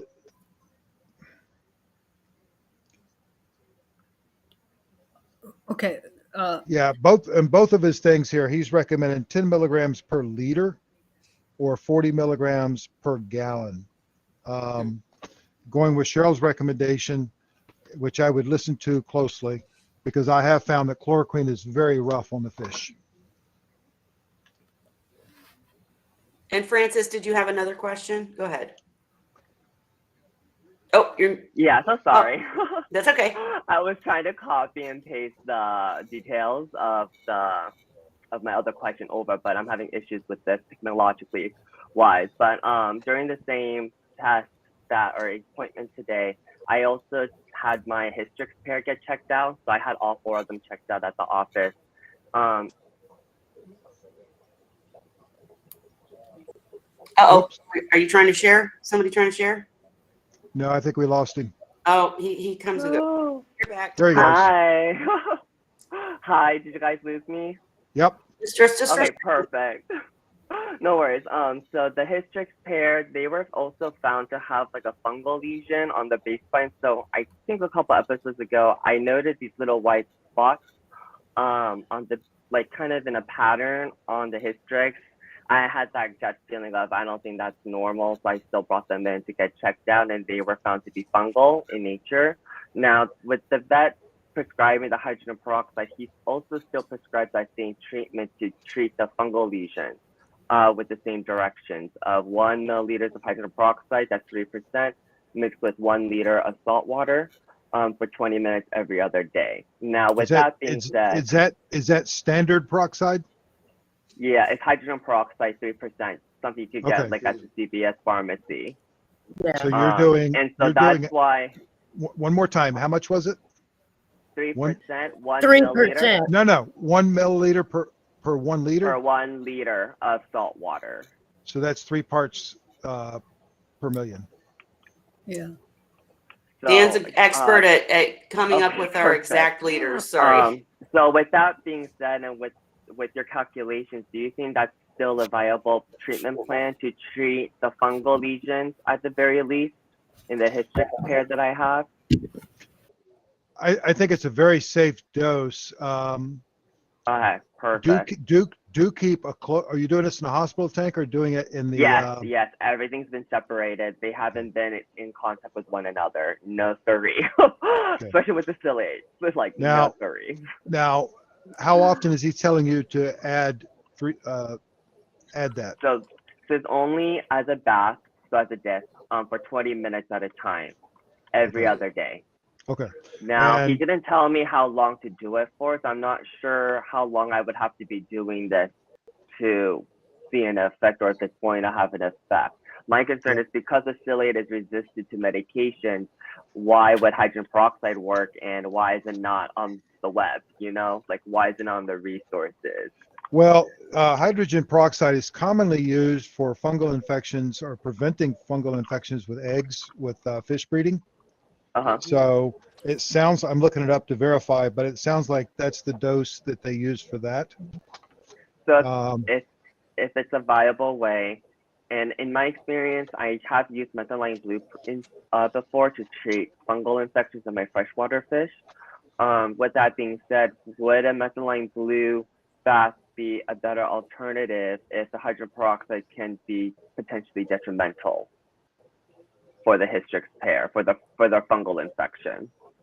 Yeah, as Dan looks this up, you got me all confused. I'm like, are we talking about the fungal or the ciliates? No, it's me that can't keep up. It's the wine. It's the wine. We're good. It's so sorry. Yeah, no, stop. My apologies. Cheryl's back here. We had her back. No. Because I do know methylene blue is pretty effective against fungal infections. I just didn't know if it was safe for seahorses. Well, and as Dan looks that up, I can absolutely say it's safe. Like I said, I've this for a moment. And you said it was safe. But yeah, I don't know the dosing or whatnot for fungal. I have no idea. Dan's reading. We're watching him read. And is methylene blue also effective against protozoans? That I don't know. Because I believe that malachite green, gentian violet, and methylene blue are all chemical dyes. So I wanted to know if methylene blue was also effective, since according to the Fix bottle for Fix-It, it states it treats protozoan ciliate. It's very, very mild. The malachite green is going to be and I have to research out the violet, but malachite green is extremely effective on protozoans. But the methylene blue, dangerous, so. Yeah, but you know, Furon 2 has methylene blue in it too. I did notice that the nitrofurantoin green from NSP has mentholane blue in it.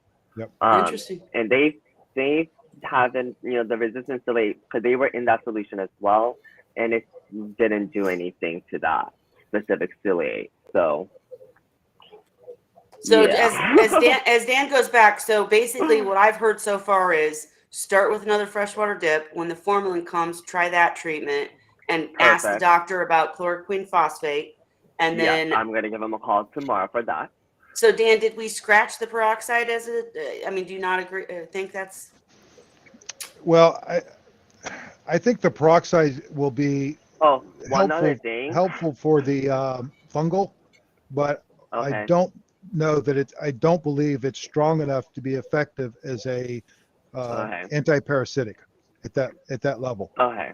And the reason why I'm like presenting this treatment to you guys is because even the doctor said defer the expertise to those who know seahorse husbandry. Like Yes. he also is very much like, I am not very sure. Now- Trust in your mentors too. So that's why I'm Yep. also asking all these questions that I have also asked him during today's appointment. Spent 3 hours there. A long time. So you were doing 1 ml per liter. Yes. I would not be afraid to do 5 mLs per liter for 20 minutes. Oh, okay. So For the 1 fungal. ml is pretty low then. Yeah, I've done. What you're going to find is if you put 3 parts per million in that water, and you were to come back and say 2 hours and check, you'd probably not find any peroxide in the water. Oh, that's right. Because it dissipates the oxygen. It splits into oxygen, right, and hydrogen molecule. That and anything it reacts to that's organic in nature is going to immediately disassociate one of the oxygen molecules. Okay, so Okay. H2O2, which is peroxide, turns into H2O and oxygen. So Okay. So for all my What- viewers, did it go over your head too? Yep. Okay. So- Yeah. How did it? How So- does that affect a protozoan though? How does it's an oxidizer. It's an oxidizer. The same way Okay. bleach would, same way that so many other Okay. chemicals would. It oxidizes the exterior. They're a very simple organism, see. and if you put peroxide on your hand, and if you watch where it turns white, you've oxidized the skin. You've killed skin cells. Okay. So that's what's happening to the ciliates, protozoans, whatever you want to call them. Okay. The problem is being effective enough for long enough to really do the damage. The bigger the organism, the stronger the solution needs to be. And this one seems to be pretty strong. Okay, so Right, we now, should be Yeah, upping I'm those. And I was some of the gonna fish, say, I dose my tank with peroxide, and I use 10 milliliters twice per day for How many roughly gallons? 5 gallons of water. right? Oh, But see, you're at That's a for much lower. organics. That's a much lower concentration than what he's doing. Mm. Yeah. He's doing 1 ml per liter. So in that 75 gallon tank, you're talking almost That'd 300 be liters. 70. Yeah. So Dan, I'm curious. So basically, you said you would not be afraid to go up to 5 milliliters per liter of salt water. That's for how a long? 3%. That's a 3% for 20 minutes. Right, because you always recommend the Right. 37%. Right. 35 It's is a what I use.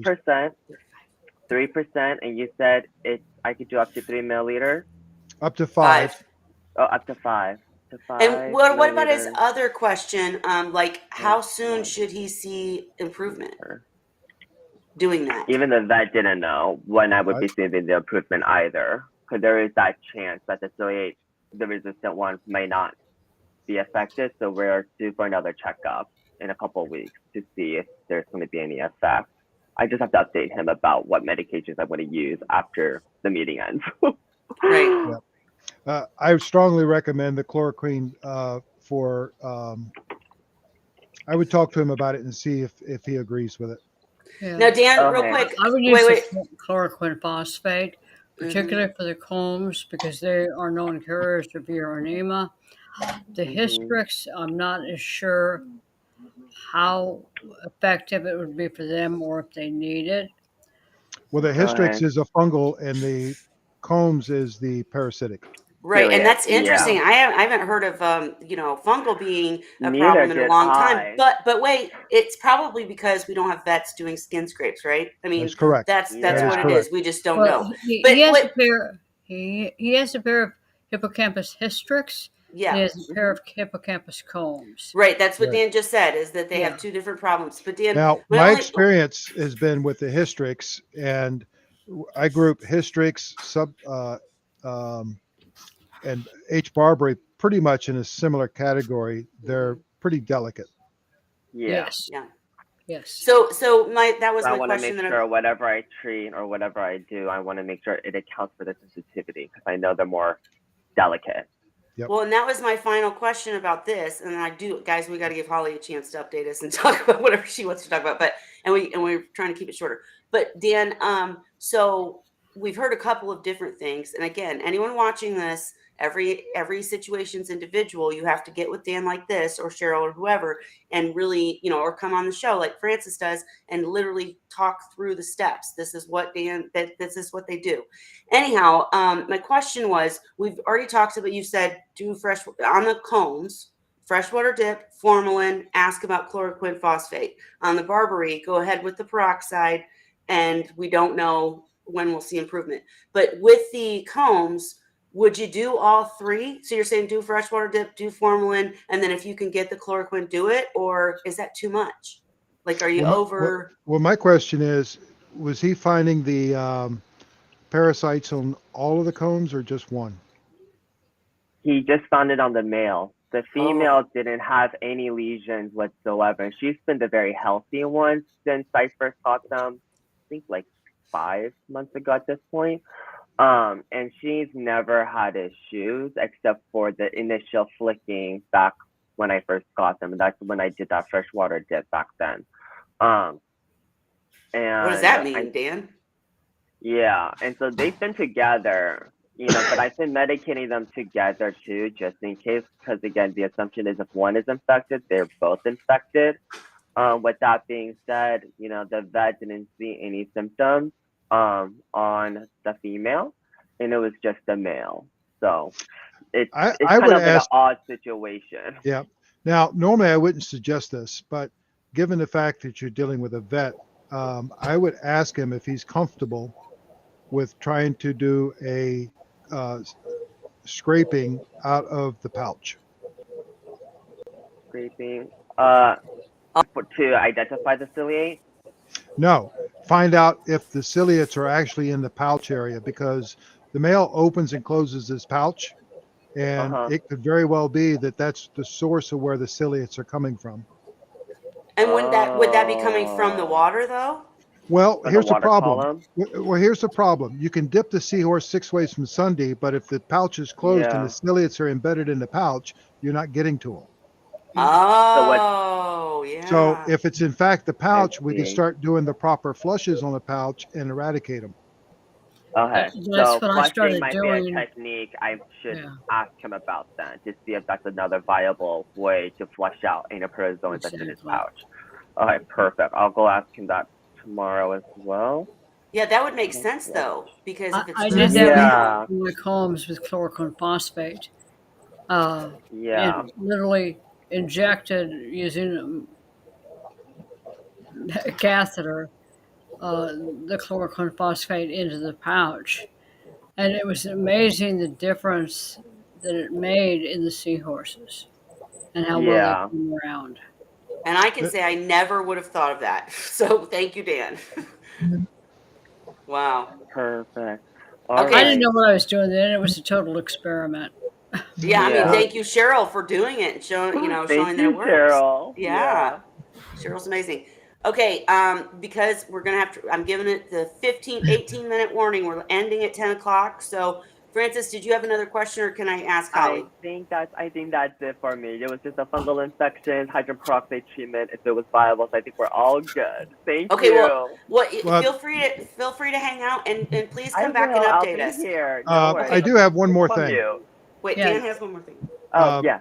Francis, I want to talk to you offline, if possible. Okay. Can you see the private chat? Yes. All right. So I'm going to type in my phone number, Oh, and okay. Thank you, Dan. I want you to call me after we're all done. I got something that's not related to seahorses I want to talk to you about. Yeah. Oh, okay, You, perfect. Sounds good. Francis, you just got my mentor. Oh, thank you guys. Again, throughout this entire journey, I couldn't have done it without you guys, and I'm very, very grateful. I don't know how to show it, but know that I'm very, very grateful for all of you guys in this wonderful community. With that being said, I'll let Holly speak. Thanks. Yeah, well, I wanted to say really quickly too, don't forget, we are on awe of you for doing all of this and succeeding, and you're keeping these seahorses going and Dan, you're figuring it out. Yeah. It's amazing. So congrats to you. Go ahead, Cheryl. Thank you. Dan, thank you for all that you do and all that you have Yes. done. Oh, Anytime. thank you And guys. I would not have the Yeah. success I have had over the years Thank without you. your tutelage. It's Yeah. been quite a Anytime. journey, but I wouldn't have changed it anywhere for anything else in the world. Okay. Enough with everybody smooching here, kissing butts. But no, I'm just kidding. I'm kidding. But Good night, Holly, all. no. Well, you can go if you want. But Holly, I wanted to ask if you had any updates, anything you wanted to ask about, because you have Dan here. Yeah. So actually, you probably missed out, but thing two, I started him on the molecular hydrogen, and he was doing all right. A couple days after that, or maybe it was a day later, I opened up a new tube of the debride because I was using what Heather had sent me. And I think the new tube was more potent than what I had on hand before, because he acted differently when I applied it. He got all wiggly and like he didn't like it. And then kind of since then, he's been acting like he's not feeling good, like lying on the floor sometimes,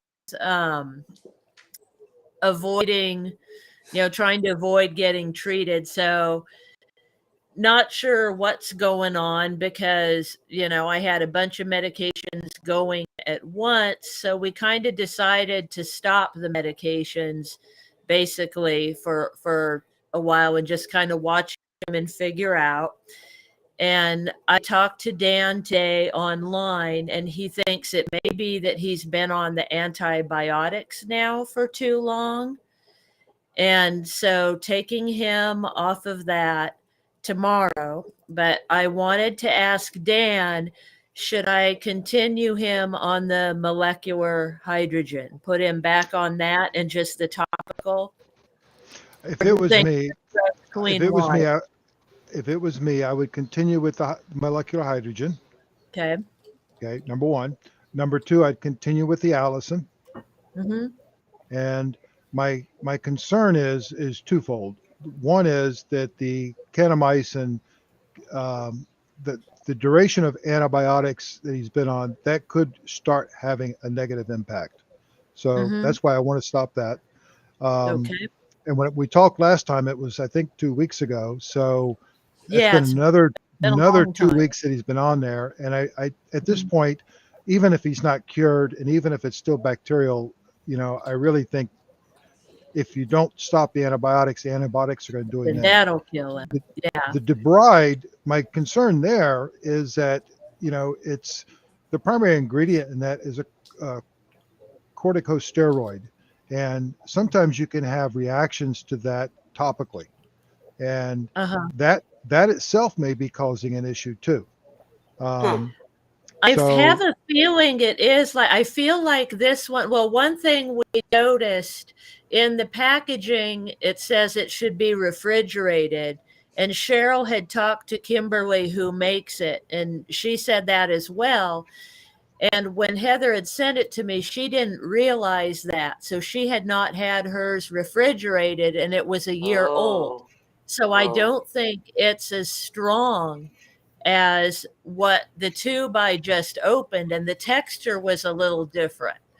So I'm thinking, if anything, if I continue to use it, I should mix it with the Alamax and dilute it somehow and maybe just use it on his tail for, and see how Well, that for the goes. short term, the next couple of days, I would not use the antibiotics, and see how he responds after 48 hours. That's what Okay. I said Okay. too, Dan. And then Now after I'm that, using 2 tablets of the molecular hydrogen. Should I use yep, it too? Or okay. yes, that's a very, very low amount. To give you an idea, I take up to 4 of those at one time. You're a druggie. No, No, they're wait. drugs. Kidding with you. I want to know. Can you They tell us real remind quick, me of Dan? Alka-Seltzer. Yeah, I they can look kid like with that, Dan. but Fizzy. I take 2 of those.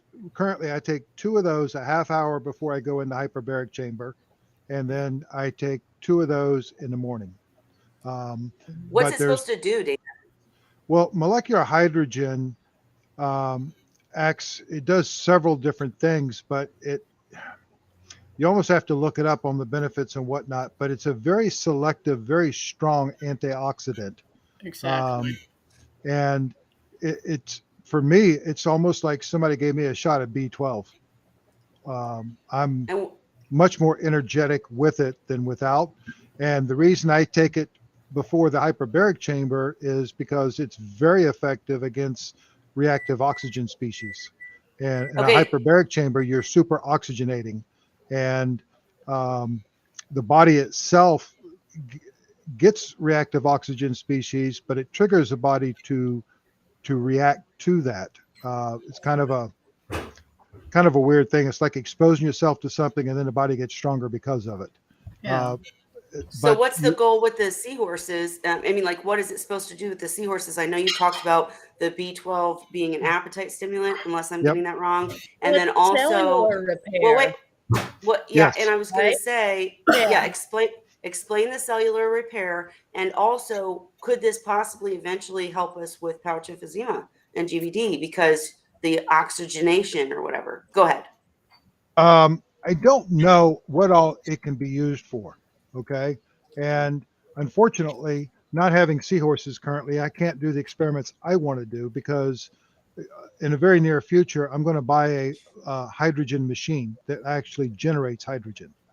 And, I'll supply the um, seahorses. Just kidding. I know it's for you. I know. the Sorry. problem is that's not a cheap machine, Right. but they actually make hydrogen machines for aquaculture.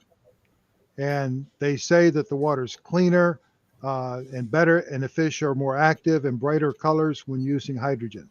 The person I told you that was also using it, their initial reactions were very positive. The seahorses colored up better.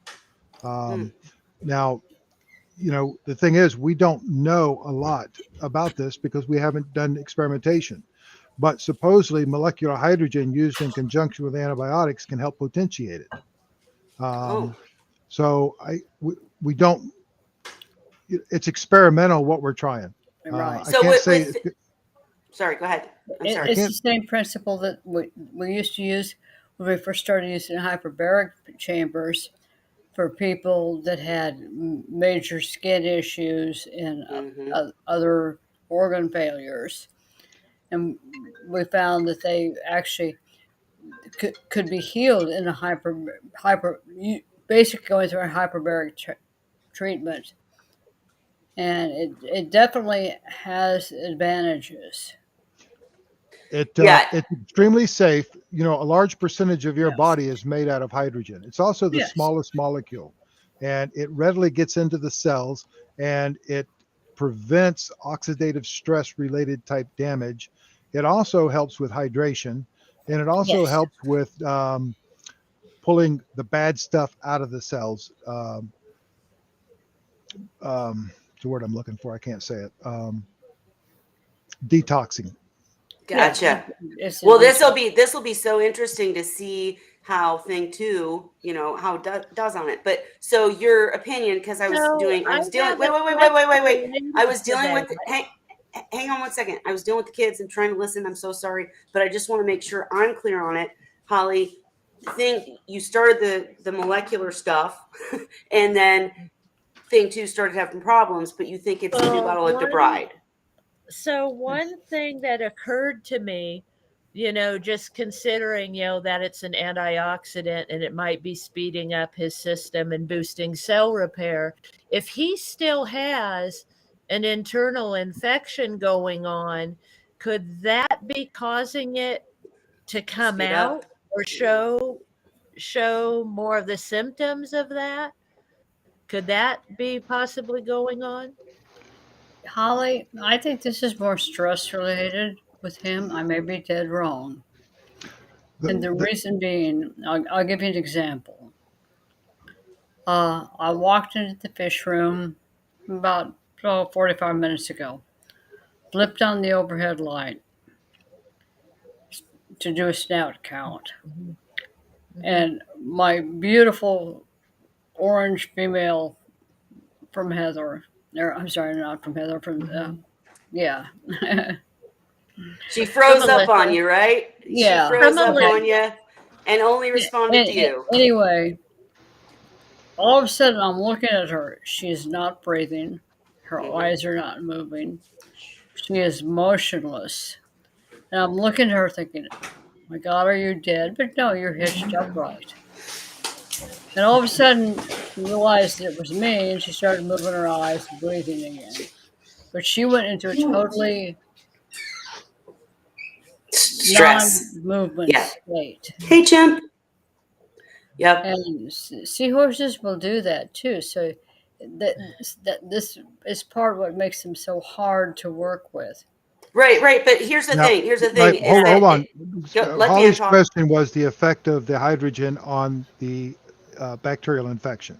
Yes. And Yeah. my response to that is this. Recent studies reveal potential protective effects of hydrogen against sepsis, acute peritonitis, by decreasing pro-inflammatory responses, oxidative stress, and I can't say it, apoptosis, which indicate hydrogen medicine is a new non-toxic therapy for bacterial infections. In fact, So if if you take, So anything, can you say that in English? so for I example, got that. one of the things that people do is they'll do the hydrogen tablet in a glass of water and then Mhm. use it like a mouthwash in their mouth to kill periodontal disease. Wow. Mhm. Yeah. Well, the thing is, the hyperbaric chamber, we used to use it when I was early on, was years ago when I was working as a paramedic, Yeah. and people would come in with some really serious dermatitis and injuries and stuff. And it was really quite amazing to watch how effective the hyperbaric chambers were in terms of being able to treat them and reduce the wounds, reduce the damage. It was really Yeah, very but we're impressive. not talking hyperbaric for this seahorse though. No. Right. No. I wish no. I had one. For I the do too. seahorses, right? I wish I had a way of doing the seahorses that way, but Yeah. so Holly, you're going to go 48 hours with no treatment and then see where we are. Okay. And I'll be curious too. I'm Good. curious if And you've if got my he's phone number if you want to call me at the end Yeah. of 48 hours. And if you want to talk to me, we can discuss it and go over it. Awesome. but then you still have to let us all know here on the channel too. Yeah, I will. I I'm know. gonna write it down real quick. I Holly, think it's in my phone, but if my you lose phone's changed. Holly, if you lose this number, I got it here. Yeah. I'll send it to you. I figured so. I'm writing it down real It's quick. but I'll posted make several sure- places on my all over the place. So I'm Yeah, not trying to and hide it. have it. I have it places. I think it was in my cell phone, but I've had trouble with the cell phone, so I don't know Oh, if yeah. it's still there. I'll make sure. Holly, it is. did you have any other thoughts? I promised Dan we wouldn't go over 2 hours, and we're hitting that in 4 minutes. So was there anything else It was mainly that, and I was pretty much even a few days I- ago. I said yeah. that I just had the feel. I feel like it's time to stop all the meds and We give all them a need to break. meet up someplace in And the middle of the U.S. just for a party with this entire group. we're And gonna do it, Cheryl. We We're used gonna to do do it that at every year at MACNA. IMAC. Serious. Remember back Cheryl when knows IMAC was about around? this. We used to do that every year. Wait, Dan said you used to do that every Yeah, year at every IMAC. year. Yep. Did you? That's awesome. See, we need That'd to be get another thing fun, like that yeah. going for sure. We Hey, need all to you- start planning now. Exactly. And all you people in the comment section, you in? I mean, let's get this party started. I do the MACNA event every year, but that's Yeah. hard because it's at a bad time for Dan. But we need to find a time and do it ourselves and get together for sure. I But do one have- thing I told Cheryl this, that he was doing, and it was after the one time I used the debride and he really didn't like it. I could tell something was different.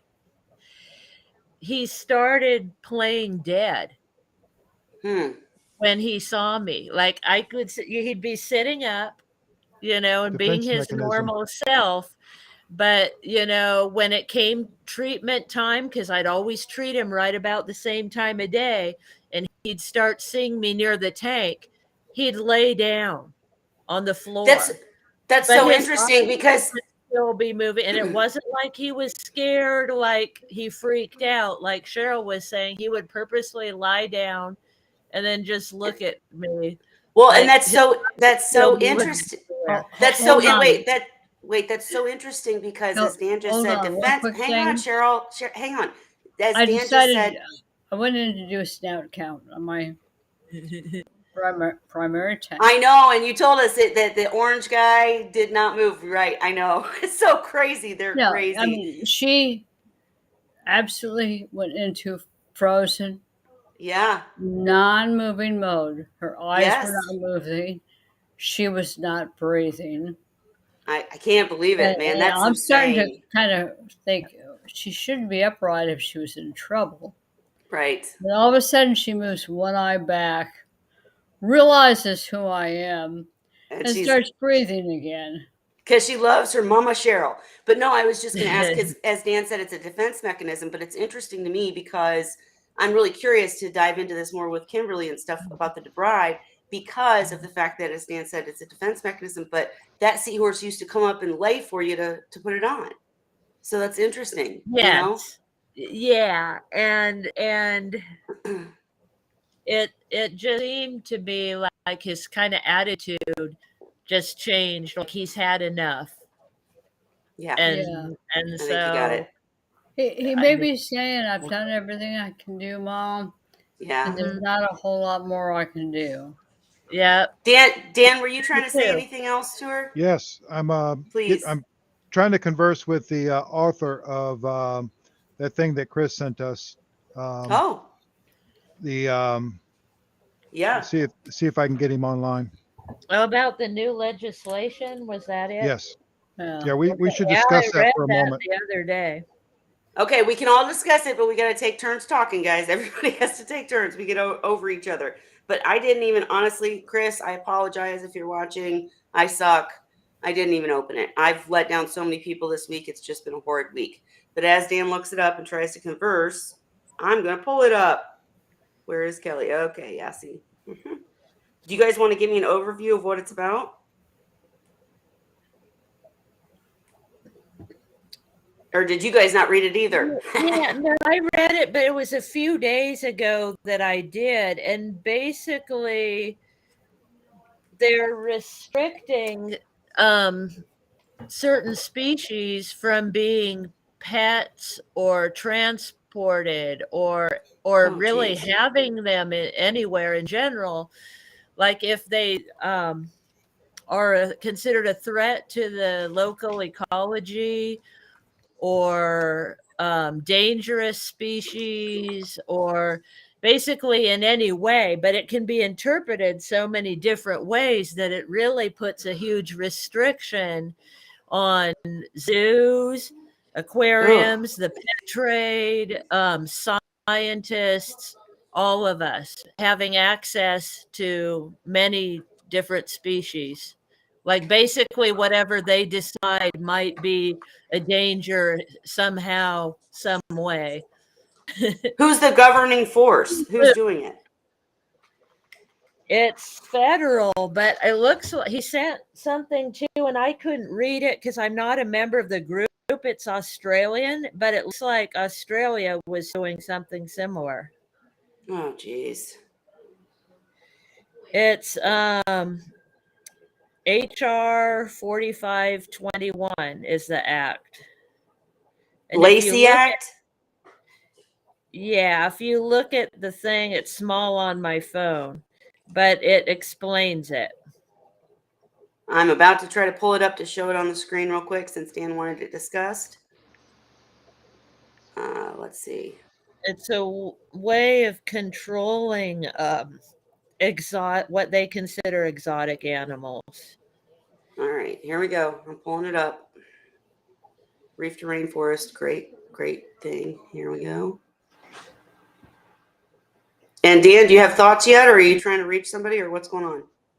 Yeah, I'm trying to message him to see. I know Art, and he's the guy who wrote that, to see if I Okay. can get him to come in and explain it maybe next Wednesday. Oh, that'd be amazing. That would be amazing. And, we want to get Chris in here too, for sure, to talk about this. And guys, I will put this link in the description, but that's really scary. Art's very that was good. my take on it. Is that pretty much right, Dan? Basically, it's going to severely limit what we can bring in. It's going to severely limit what we can keep. So basically, the way that this thing is going to work is you've got to prove that the sustainability of keeping that specific organism in captivity. So, it's kind of ass backwards. Instead of explaining that they're endangered, they're basically anything that's on a white list would be off limits to keep until you prove that it's okay to keep them, that they're not endangered. And the way that these liberal groups work, these conservation groups, is they just blanketly come out and say all these things that aren't necessarily true, but you got to prove they're not true. And that's what they did with the dwarf seahorses. They came up with this stuff, and they were trying to get this bill passed, and it was basically going to put dwarf seahorses on the Endangered Species Act. And if they had done that, then they would have gone after the next group of seahorses, and basically seahorses would no longer be in the hobby. And there was a lot of stuff that went into play to fight that. Fortunately, the girl that wrote that had never studied seahorses. She was doing prairie dogs or something out there. But if you look at these conservation groups, the defenders of this and Center for Biological Diversity and all these different environmental groups, they have a tendency, if you look at their staff, most of their staff is lawyers, and they'll file these things, and because the government doesn't react in a certain time, they turn around and sue the government. They make millions and millions of dollars personally, and their staff is paid handsomely, and all they do is they put out they send out flyers, and these little old ladies open up their purses because they feel bad for this poor little animal, and they contribute money. They don't realize what these groups are really doing. If they were doing sensible legislation and sensible things, most of us would go along with it. There would be no resistance. But if it was up to them, there would be, the tree huggers, for example, we wouldn't have any wood to build houses with. There's a fine line. There has to be a line.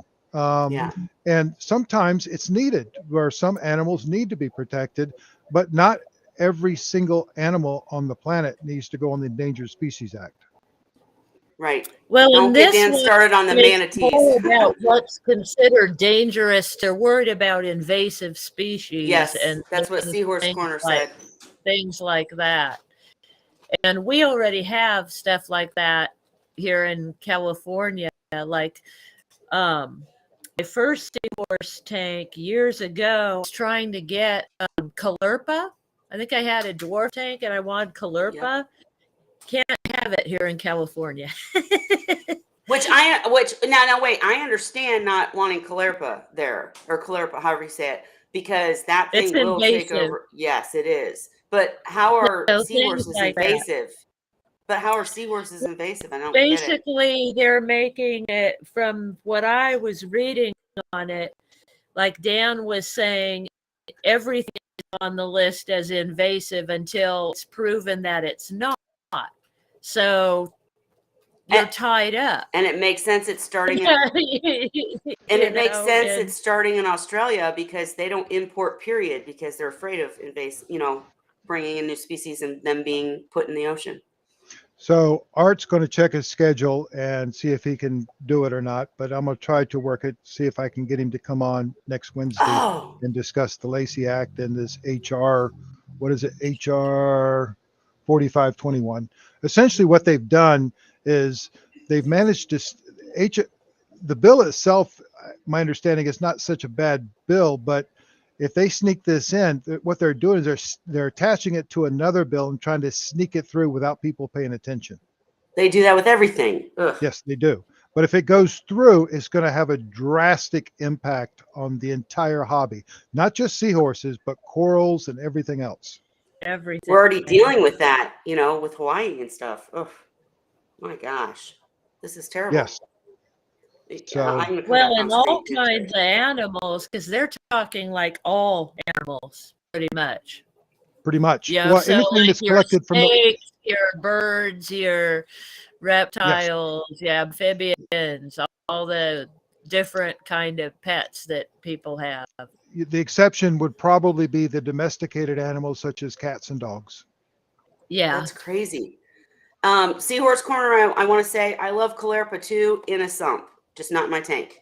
And everybody else is agreeing. Dumb law. Hope it doesn't pass.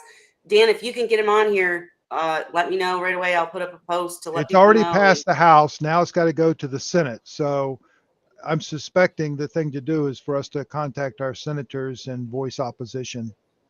Everyone go do it. So, but it would be great if Art could come on and explain it and explain what's the most effective way for us to do it. Yeah, no, agreed. If he can come on, we'll set aside everything else. Make sure he's the guest, and we would love to chat about it. You'll come too, right? Because Yes. you'll ask better questions than I will. I ramble, but no, sounds good. And I really would, even if he can't, if he can come, we want him. And if he can't, we'd love to just learn more, period, about what's going on. But on that sad note, guys, unless anybody has anything else, I'm going to have to end it for tonight. It's late here. Everybody else okay? Anything else from anybody? I'm good. Okay, let's cross fingers that Art can come on next week. I will let you guys know in a post for sure. And everybody raise your glass. I'm saying happy wine Wednesday. And let's hope it doesn't raise your glass and hope it